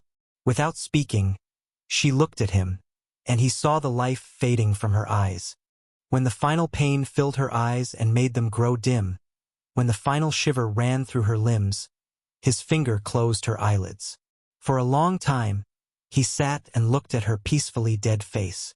For a long time, he observed her mouth, her old, tired mouth with those lips, which had become thin, and he remembered that he used to, in the spring of his years, compare this mouth with a freshly cracked fig.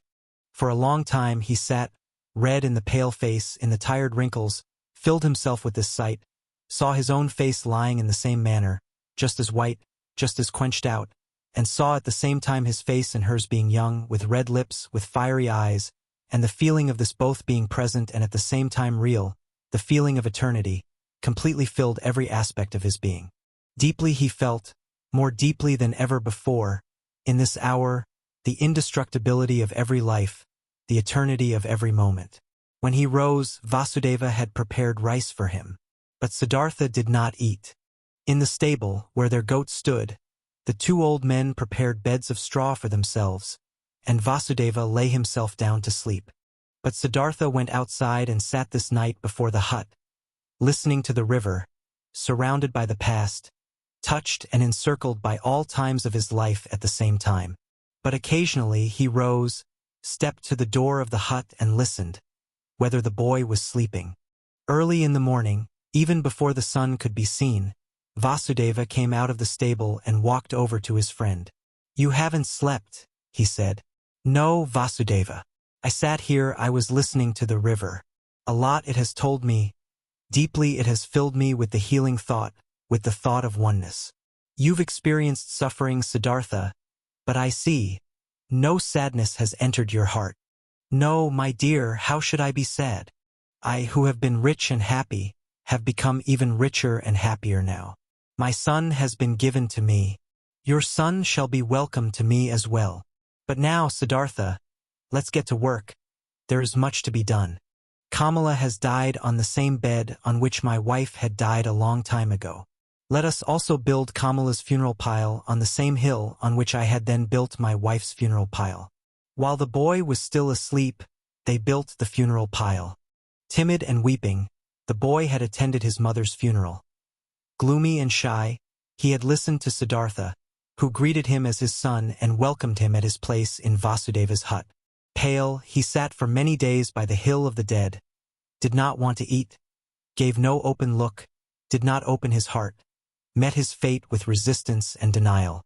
Siddhartha spared him and let him do as he pleased. He honored his mourning.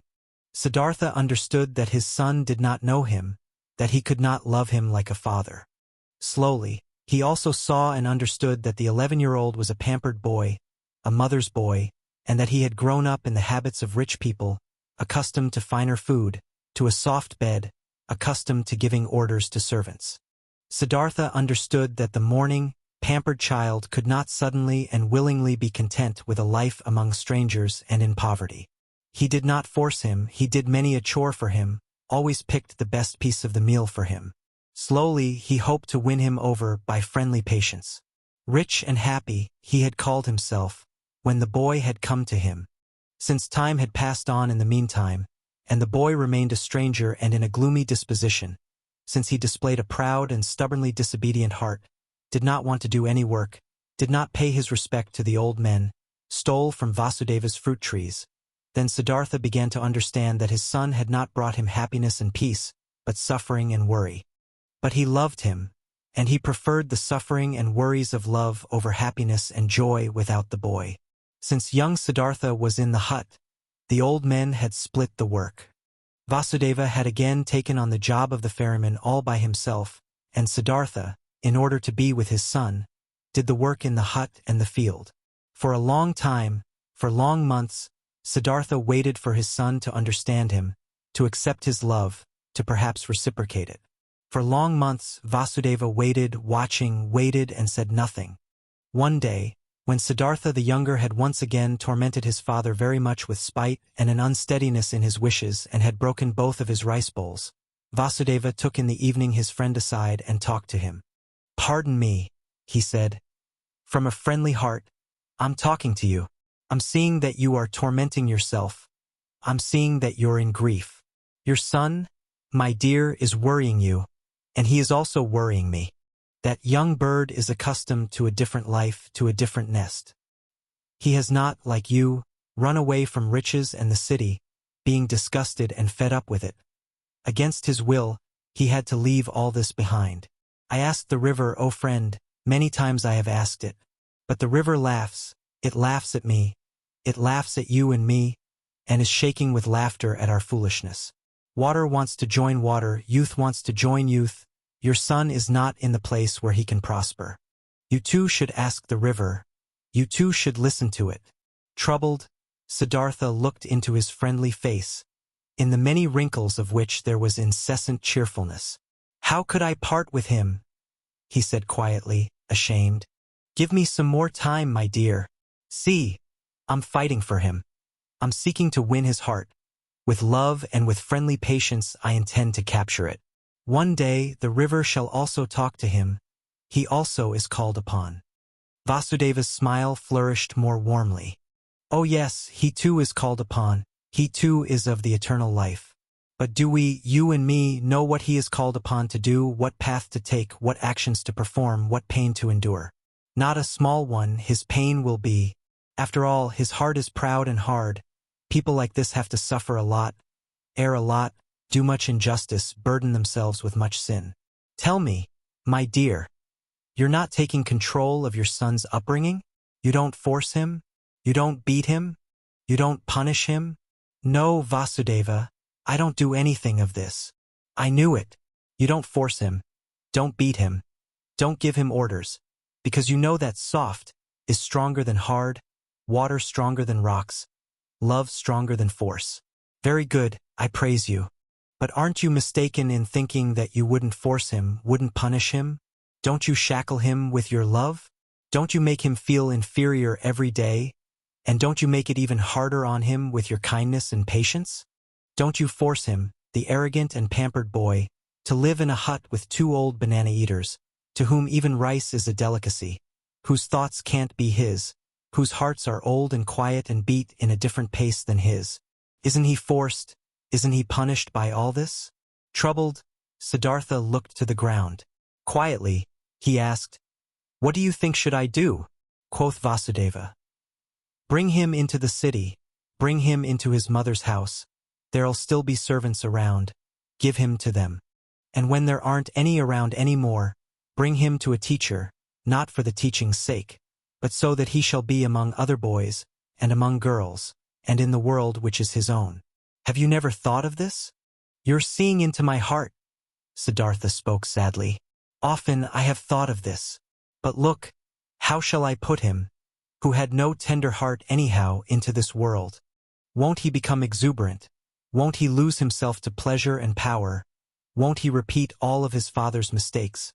Won't he perhaps get entirely lost in samsara? Brightly, the ferryman's smile lit up. Softly, he touched Siddhartha's arm and said, "Ask the river about it, my friend. Hear it laugh about it. Would you actually believe that you had committed your foolish acts in order to spare your son from committing them too? And could you in any way protect your son from samsara? How could you? By means of teachings, prayer, admonition? My dear, have you entirely forgotten that story containing so many lessons, that story about Siddhartha, a Brahmin's son, which you once told me here on this very spot? Who has kept the Samama Siddhartha safe from samsara, from sin, from greed, from foolishness? Were his father's religious devotion, his teacher's warnings, his own knowledge, his own search able to keep him safe? Which father, which teacher had been able to protect him from living his life for himself, from soiling himself with life, from burdening himself with guilt, from drinking the bitter drink for himself, from finding his path for himself? Would you think, my dear, anybody might perhaps be spared from taking this path? That perhaps your little son would be spared, because you love him, because you would like to keep him from suffering and pain and disappointment? But even if you would die 10 times for him, you would not be able to take the slightest part of his destiny upon yourself. Never before Vasudeva had spoken so many words. Kindly, Siddhartha thanked him, went troubled into the hut, could not sleep for a long time. Vasudeva had told him nothing he had not already thought and known for himself. But this was a knowledge he could not act upon. Stronger than the knowledge was his love for the boy. Stronger was his tenderness, his fear to lose him. Had he ever lost his heart so much to something? Had he ever loved any person thus blindly, thus sufferingly, thus unsuccessfully, and yet thus happily? Siddhartha could not heed his friend's advice. He could not give up the boy. He let the boy give him orders. He let him disregard him. He said nothing and waited. Daily, he began the mute struggle of friendliness, the silent war of patience. Vasudeva also said nothing and waited, friendly, knowing, patient. They were both masters of patience. At one time, when the boy's face reminded him very much of Kamala, Siddhartha suddenly had to think of a line which Kamala a long time ago, in the days of their youth, had once said to him.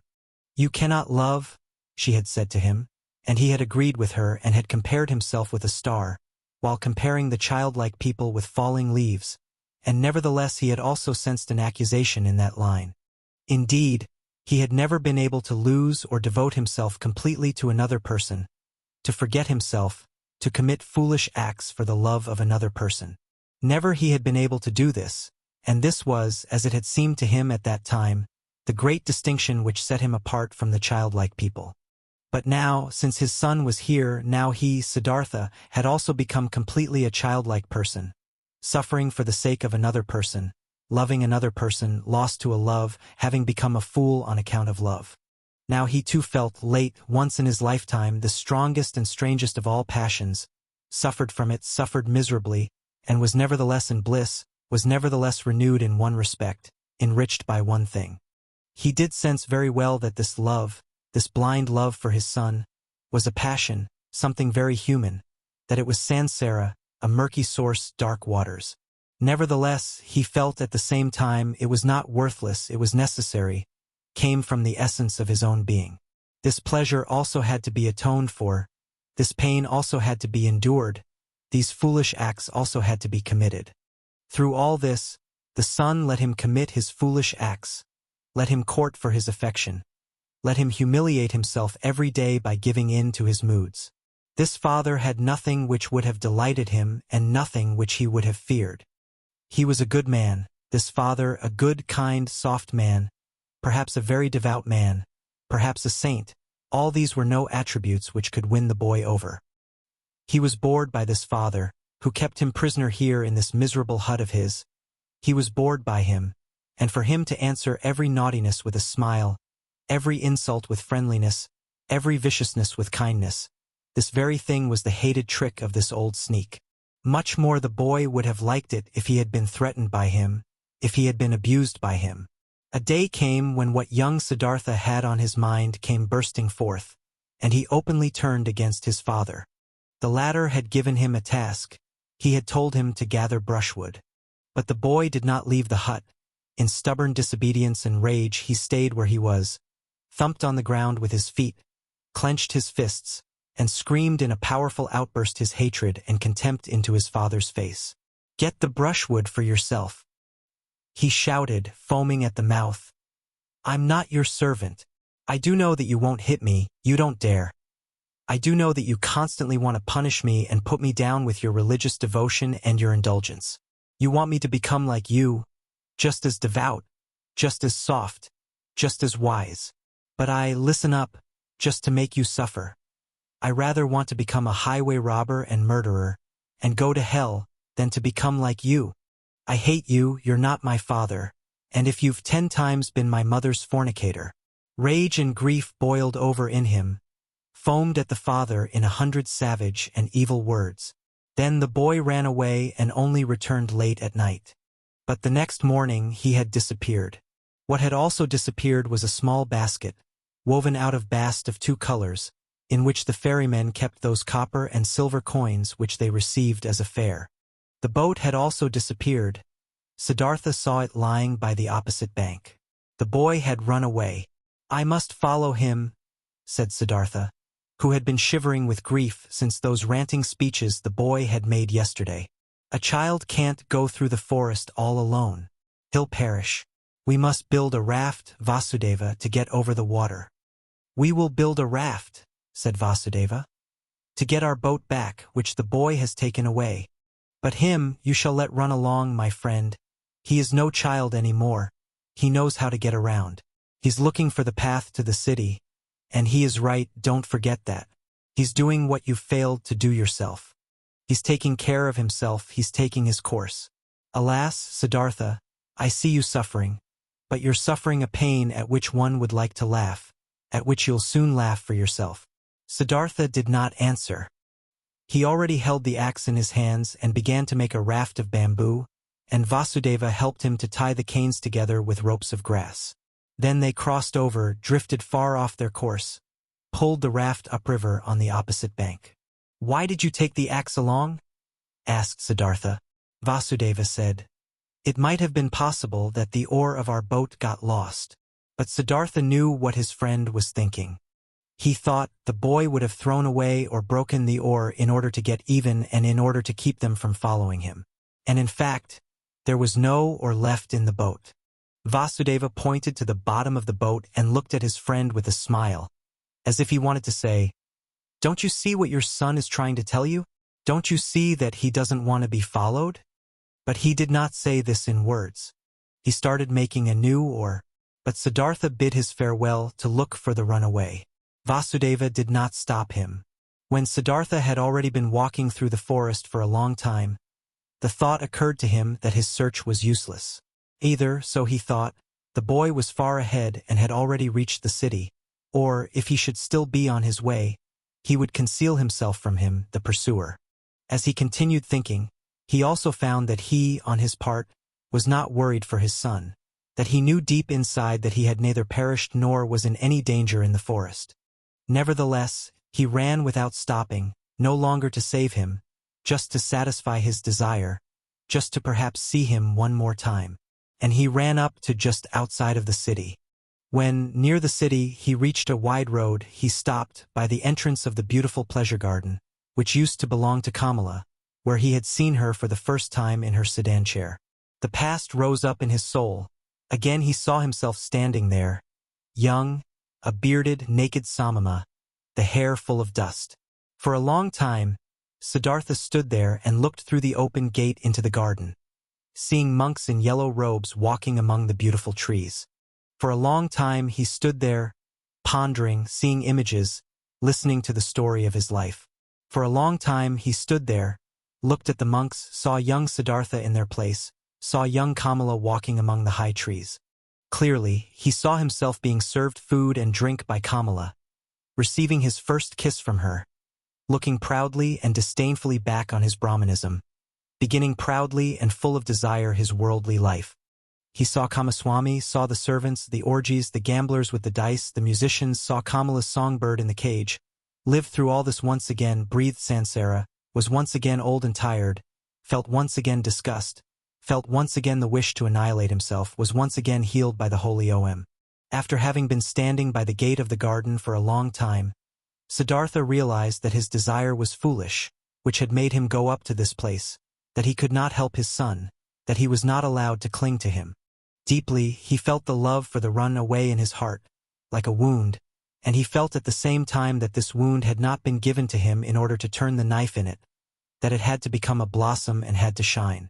That this wound did not blossom yet, did not shine yet, at this hour, made him sad. Instead of the desired goal, which had drawn him here following the run-away sun, there was now emptiness.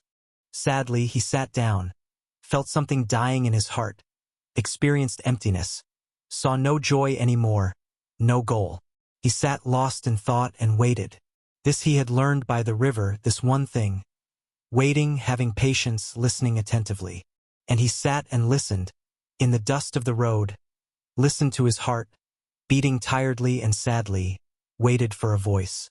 Many an hour he crouched, listening, saw no images any more, fell into emptiness, let himself fall without seeing a path. And when he felt the wound burning, he silently spoke the Om, filled himself with Om. The monks in the garden saw him, and since he crouched for many hours, and dust was gathering on his gray hair, one of them came to him and placed 2 bananas in front of him. The old man did not see him.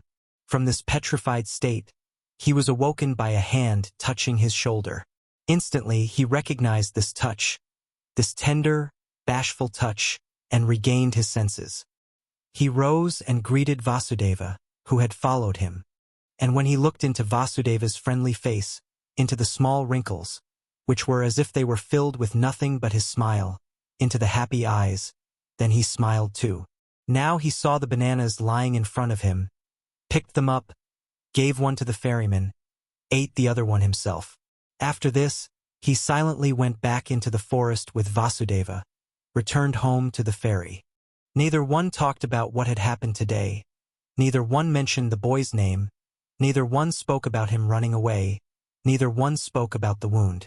In the hut, Siddhartha lay down on his bed, and when after a while Vasudeva came to him, to offer him a bowl of coconut milk, he already found him asleep. For a long time the wound continued to burn. Many a traveler Siddhartha had to ferry across the river who was accompanied by a son or a daughter, and he saw none of them without envying him, without thinking, so many thousands possess the sweetest of good fortunes. Why don't I? Even bad people, even thieves and robbers have children and love them, and are being loved by them all except for me. Thus simply, thus without reason he now thought, thus similar to the childlike people he had become.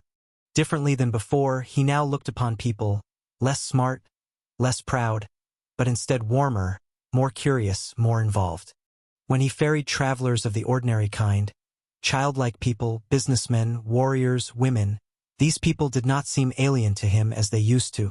He understood them, he understood and shared their life, which was not guided by thoughts and insight, but solely by urges and wishes. He felt like them.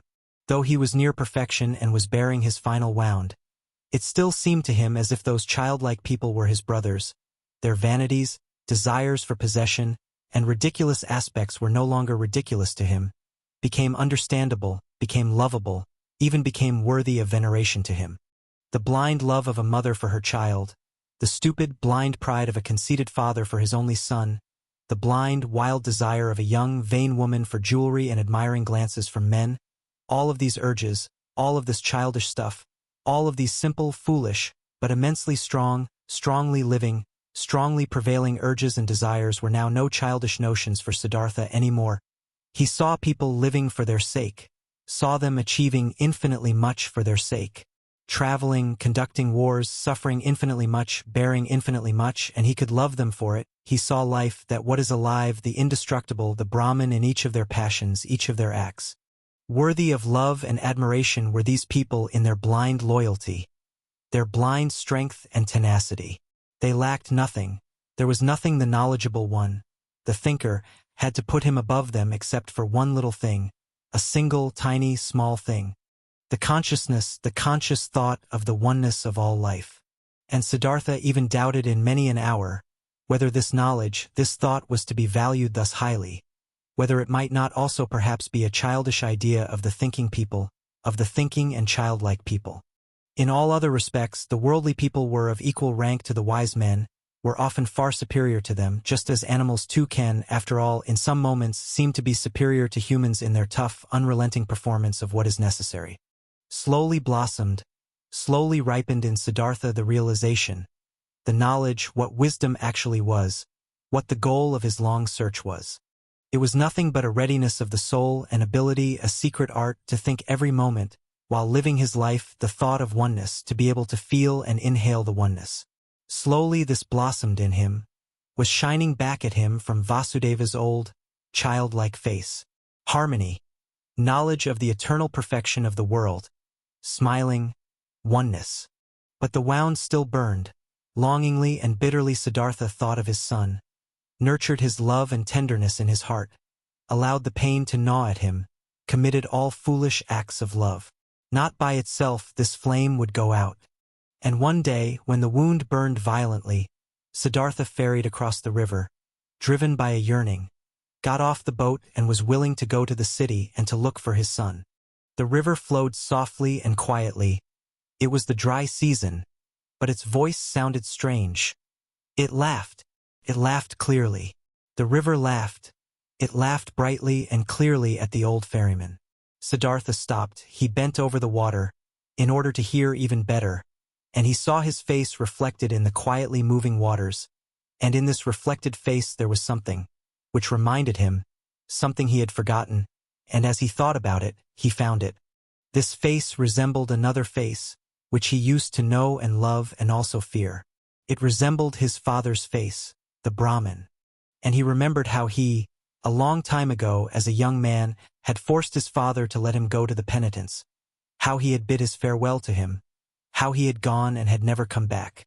Had his father not also suffered the same pain for him, which he now suffered for his son? Had his father not long since died, alone, without having seen his son again? Did he not have to expect the same fate for himself? Was it not a comedy, a strange and stupid matter, this repetition, this running around in a fateful circle? The river laughed. Yes, so it was, everything came back, which had not been suffered and solved up to its end. The same pain was suffered over and over again. But Siddhartha went back into the boat and ferried back to the hut, thinking of his father, thinking of his son, laughed at by the river, at odds with himself, tending towards despair, and not less tending towards laughing along at himself and the entire world. Alas, the wound was not blossoming yet. His heart was still fighting his fate. Cheerfulness and victory were not yet shining from his suffering. Nevertheless, he felt hope, and once he had returned to the hut, he felt an undefeatable desire to open up to Vasudeva, to show him everything, the master of listening, to say everything. Vasudeva was sitting in the hut and weaving a basket. He no longer used the ferry boat. His eyes were starting to get weak, and not just his eyes, his arms and hands as well. Unchanged and flourishing was only the joy and the cheerful benevolence of his face. Siddhartha sat down next to the old man. Slowly he started talking. What they had never talked about. He now told him of his walk to the city, at that time, of the burning wound, of his envy at the sight of happy fathers, of his knowledge of the foolishness of such wishes, of his futile fight against them. He reported everything. He was able to say everything, even the most embarrassing parts. Everything could be said, everything shown, everything he could tell.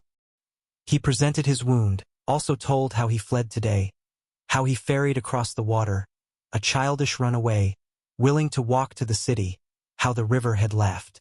While he spoke for a long time, while Vasudeva was listening with a quiet face. Vasudeva's listening gave Siddhartha a stronger sensation than ever before. He sensed how his pain, his fears flowed over to him, how his secret hope flowed over, came back at him from his counterpart. To show his wound to this listener was the same as bathing it in the river, until it had cooled and become one with the river. While he was still speaking, still admitting and confessing, Siddhartha felt more and more that this was no longer Vasudeva, no longer a human being who was listening to him, that this motionless listener was absorbing his confession into himself like a tree the rain, that this motionless man was the river itself, that he was God himself, that he was the eternal itself. And while Siddhartha stopped thinking of himself and his wound, this realization of Vasudeva's changed character took possession of him, and the more he felt it and entered into it, the less wondrous it became, the more he realized that everything was in order and natural, that Vasudeva had already been like this for a long time, almost forever, that only he had not quite recognized it, yes, that he himself had almost reached the same state. He felt that he was now seeing old Vasudeva as the people see the gods, and that this could not last. In his heart, he started bidding his farewell to Vasudeva. Throughout all this, he talked incessantly. When he had finished talking, Vasudeva turned his friendly eyes, which had grown slightly weak, at him, said nothing, let his silent love and cheerfulness, understanding and knowledge shine at him. He took Siddhartha's hand, led him to the seat by the bank, sat down with him, smiled at the river. You've heard it laugh, he said, but you haven't heard everything.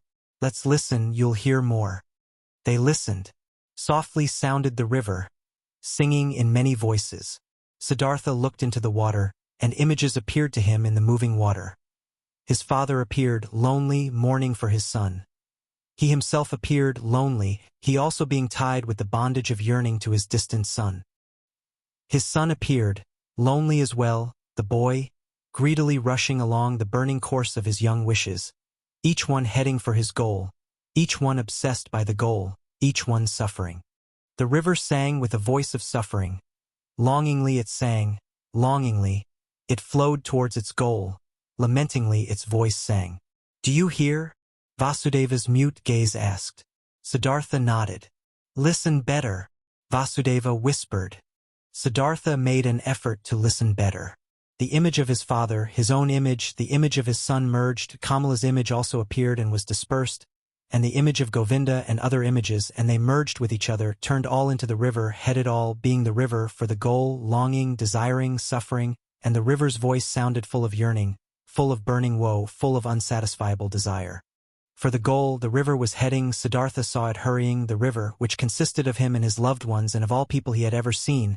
All of these waves and waters were hurrying, suffering, towards goals, many goals, the waterfall, the lake, the rapids, the sea, and all goals were reached, and every goal was followed by a new one, and the water turned into vapor and rose to the sky, turned into rain and poured down from the sky, turned into a source, a stream, a river, headed forward once again, flowed on once again. But the longing voice had changed. It still resounded, full of suffering, searching, but other voices joined it, voices of joy and of suffering, good and bad voices, laughing and sad ones, 100 voices, 1,000 voices. Siddhartha listened. He was now nothing but a listener, completely concentrated on listening, completely empty. He felt that he had now finished learning to listen. Often before, he had heard all this, these many voices in the river. Today it sounded new. Already, he could no longer tell the many voices apart, not the happy ones from the weeping ones, not the ones of children from those of men. They all belonged together, the lamentation of yearning and the laughter of the knowledgeable one, the scream of rage and the moaning of the dying ones. Everything was one. Everything was intertwined and connected, entangled 1,000 times. And everything together, all voices, all goals, all yearning, all suffering, all pleasure, all that was good and evil, all of this together was the world. All of it together was the flow of events, was the music of life. And when Siddhartha was listening attentively to this river, this song of 1,000 voices, when he neither listened to the suffering nor the laughter, when he did not tie his soul to any particular voice and submerged his self into it, but when he heard them all, perceived the whole, the oneness, then the great song of the 1,000 voices consisted of a single word, which was Om, the perfection. Do you hear? Vasudeva's gaze asked again. Brightly, Vasudeva's smile was shining, floating radiantly over all the wrinkles of his old face, as the Om was floating in the air over all the voices of the river. Brightly his smile was shining, when he looked at his friend, and brightly the same smile was now starting to shine on Siddhartha's face as well. His wound blossomed, his suffering was shining, his self had flown into the oneness. In this hour, Siddhartha stopped fighting his fate, stopped suffering. On his face flourished the cheerfulness of a knowledge, which is no longer opposed by any will, which knows perfection, which is in agreement with the flow of events, with the current of life, full of sympathy for the pain of others, full of sympathy for the pleasure of others, devoted to the flow, belonging to the oneness. When Vasudeva rose from the seat by the bank, when he looked into Siddhartha's eyes and saw the cheerfulness of the knowledge shining in them, he softly touched his shoulder with his hand, in this careful and tender manner, and said, "I've been waiting for this hour, my dear. Now that it has come, let me leave. For a long time, I've been waiting for this hour. For a long time, I've been Vasudeva the ferryman. Now it's enough. Farewell, but farewell, river, farewell, Siddhartha." Siddhartha made a deep bow before him who bid his farewell. "I've known it," he said quietly. "You'll go into the forests?" "I'm going into the forests. I'm going into the oneness," spoke Vasudeva with a bright smile. With a bright smile he left. Siddhartha watched him leaving. With deep joy, with deep solemnity he watched him leave, saw his steps full of peace, saw his head full of luster, saw his body full of light. Together with other monks, Govinda used to spend the time of rest between pilgrimages in the pleasure grove, which the courtesan Kamala had given to the followers of Gautama for a gift. He heard talk of an old ferryman, who lived one day's journey away by the river, and who was regarded as a wise man by many. When Govinda went back on his way, he chose the path to the ferry, eager to see the ferryman. Because, though he had lived his entire life by the rules, though he was also looked upon with veneration by the younger monks on account of his age and his modesty, the restlessness and the searching still had not perished from his heart. He came to the river and asked the old man to ferry him over, and when they got off the boat on the other side, he said to the old man, "You're very good to us monks and pilgrims, you have already ferried many of us across the river. Aren't you too, ferryman, a searcher for the right path?" Quoth Siddhartha, smiling from his old eyes. "Do you call yourself a searcher, O venerable one, though you are already well on in years and are wearing the robe of Gautama's monks?" "It's true I'm old," spoke Govinda, "but I haven't stopped searching. Never I'll stop searching. This seems to be my destiny. You too, so it seems to me, have been searching. Would you like to tell me something, O honorable one?" Quoth Siddhartha, "What should I possibly have to tell you, O venerable one? Perhaps that you're searching far too much? That in all that searching you don't find the time for finding?" "How come?" asked Govinda. "When someone is searching," said Siddhartha, "then it might easily happen that the only thing his eyes still see is that what he searches for, that he is unable to find anything, to let anything enter his mind, because he always thinks of nothing but the object of his search, because he has a goal, because he is obsessed by the goal.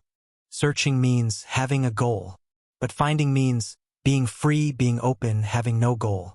You, O venerable one, are perhaps indeed a searcher, because, striving for your goal, there are many things you don't see, which are directly in front of your eyes."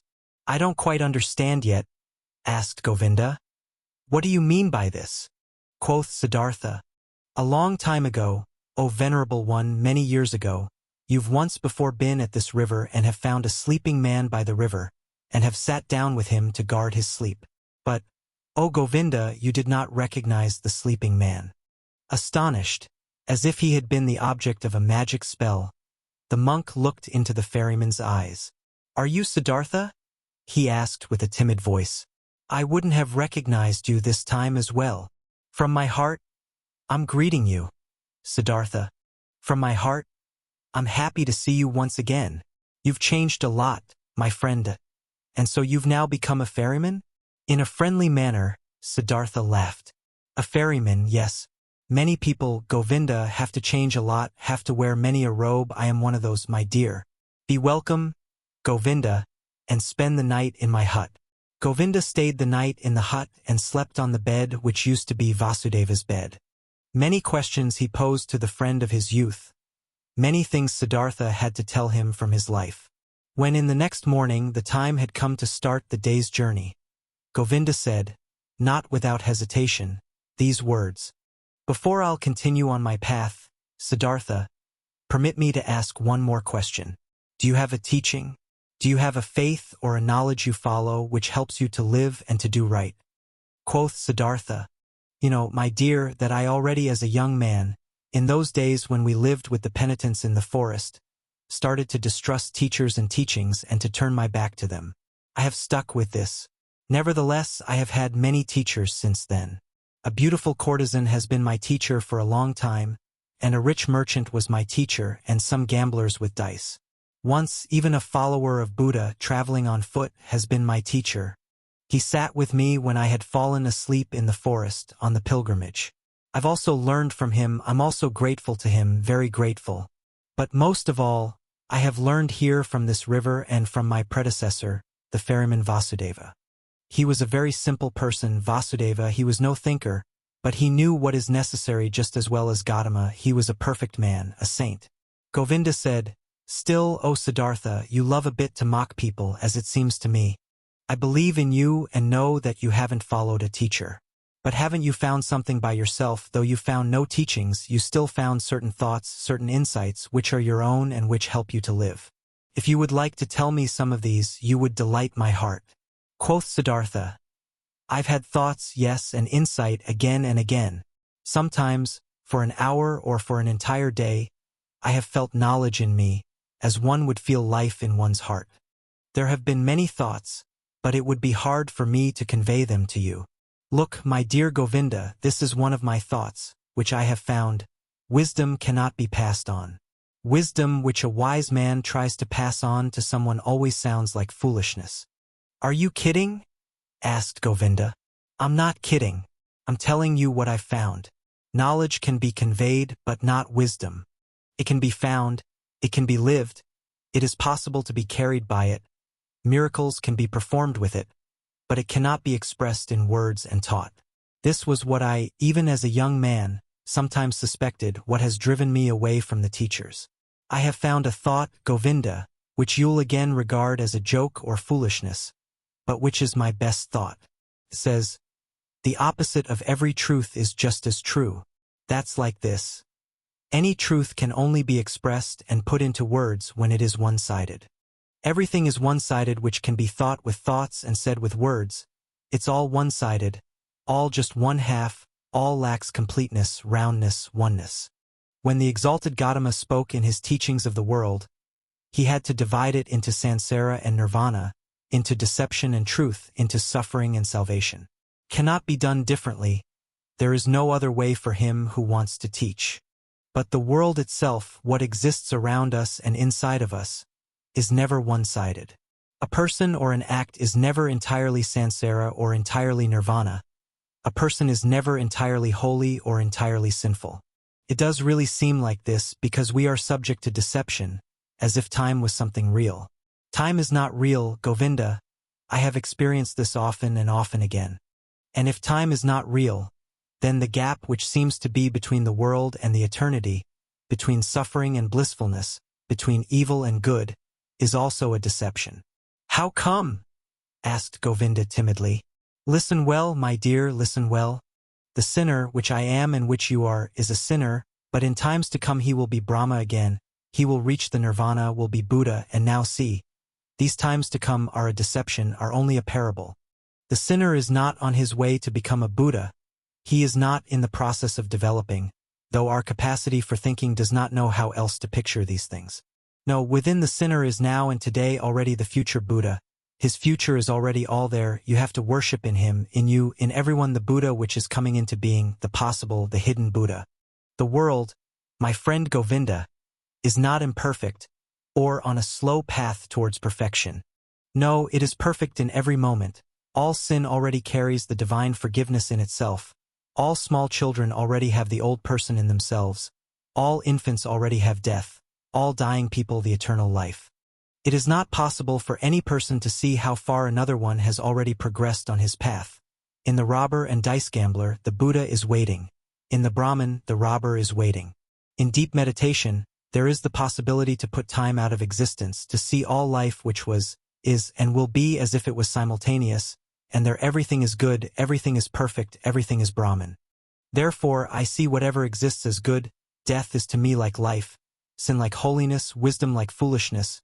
Everything has to be as it is. Everything only requires my consent, only my willingness, my loving agreement to be good for me, to do nothing but work for my benefit, to be unable to ever harm me. I have experienced on my body and on my soul that I needed sin very much.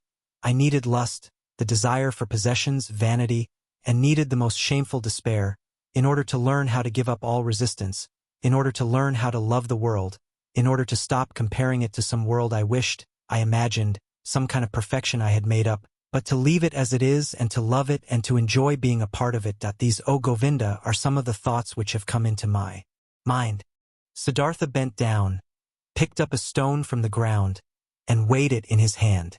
This here, he said, playing with it, is a stone and will, after a certain time, perhaps turn into soil, and will turn from soil into a plant or animal or human being.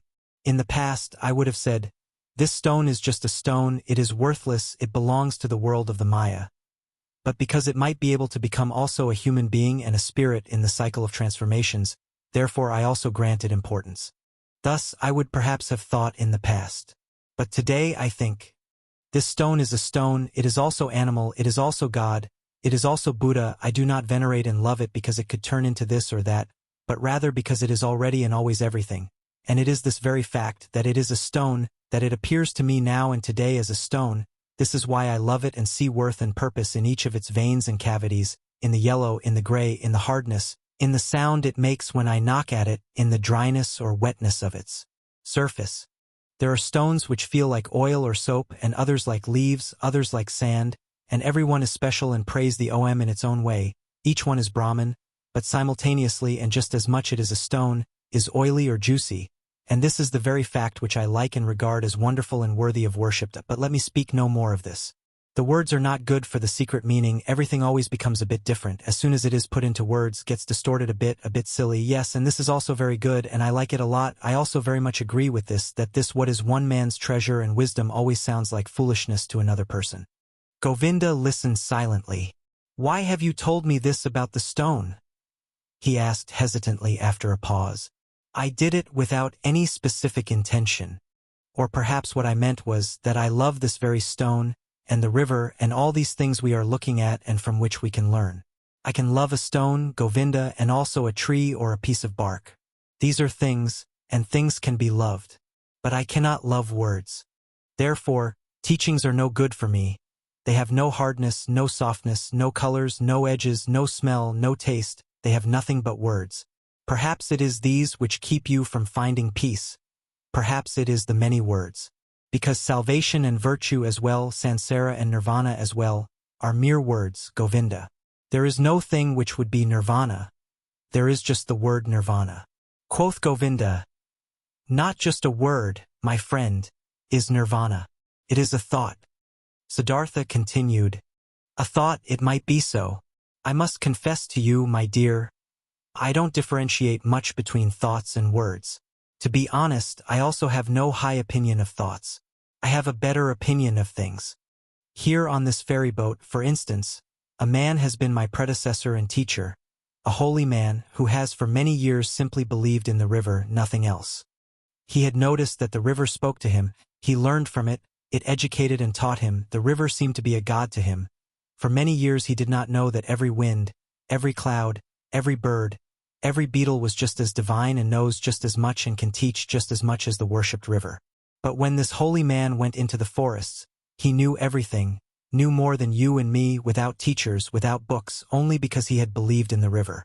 Govinda said, but is that what you call things, actually something real, something which has existence? Isn't it just a deception of the Maya, just an image and illusion? Your stone, your tree, your river, are they actually a reality? This too, spoke Siddhartha, I do not care very much about.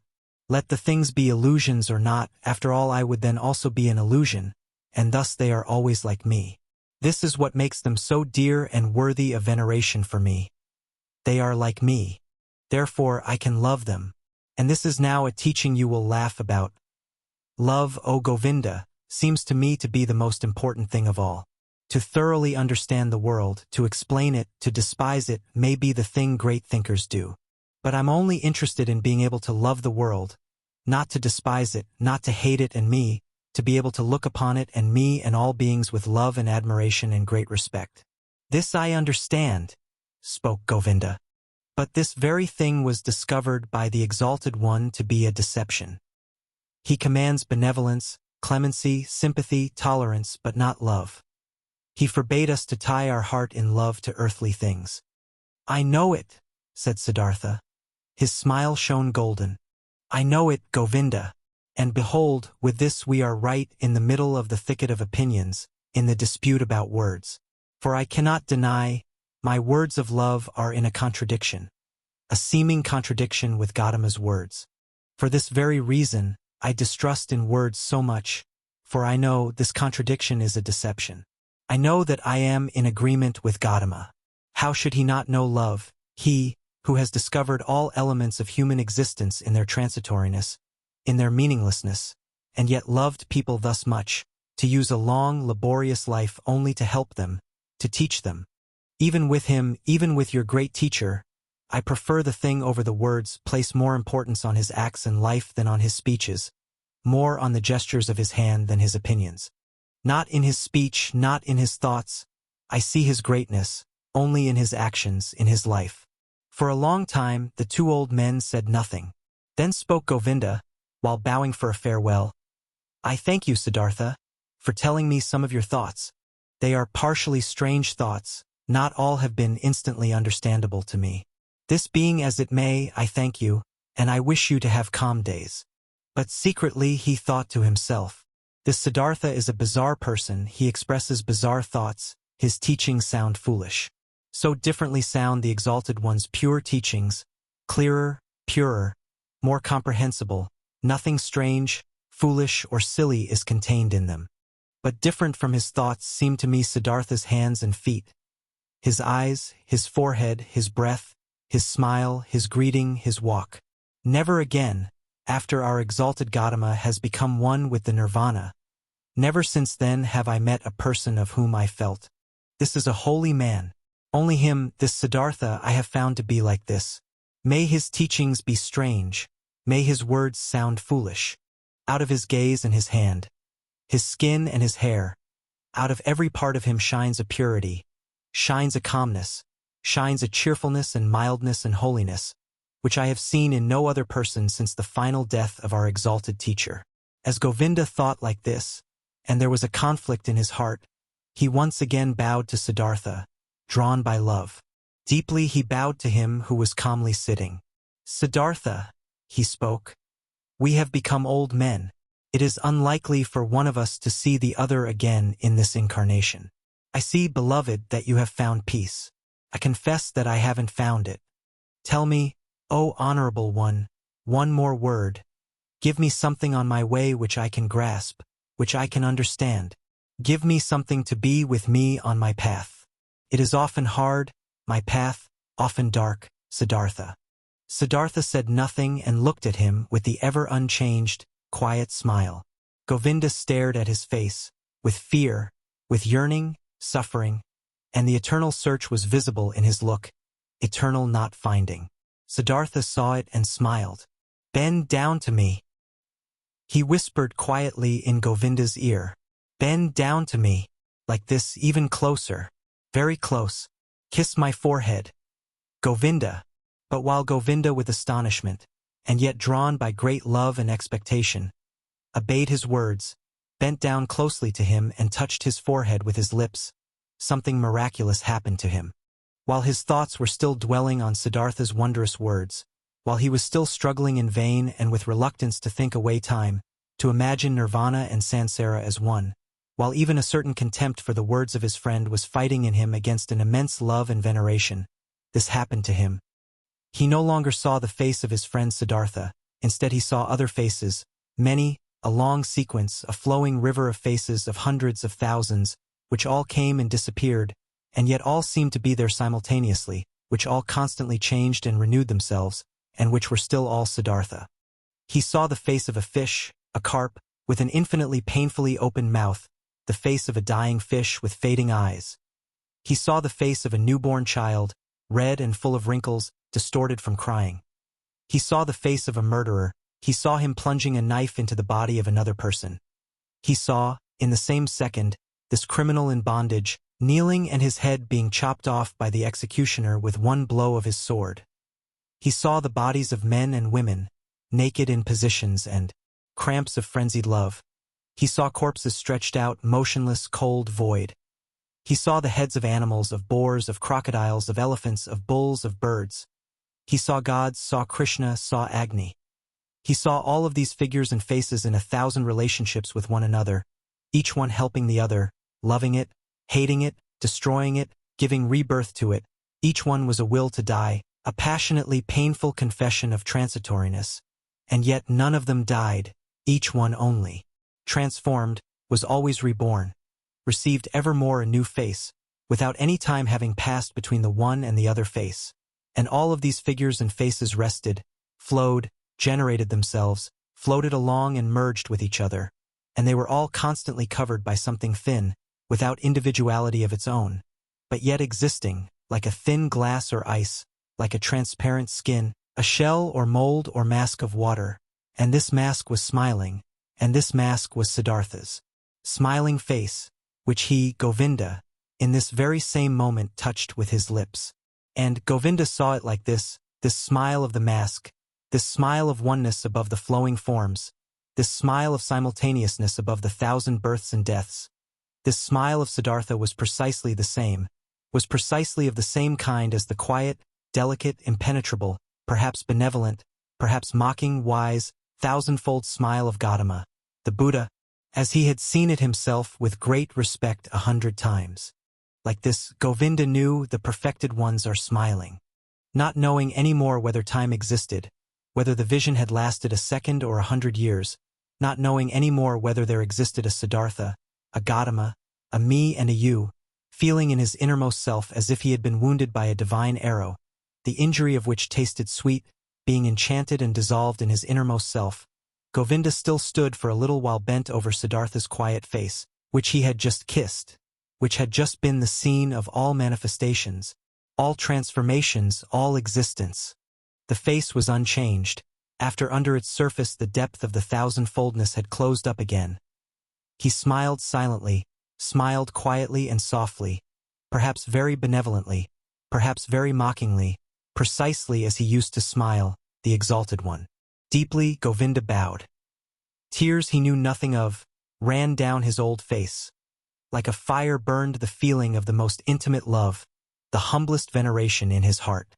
Deeply he bowed, touching the ground, before him who was sitting motionlessly, whose smile reminded him of everything he had ever loved in his life, what had ever been valuable and holy to him in his life.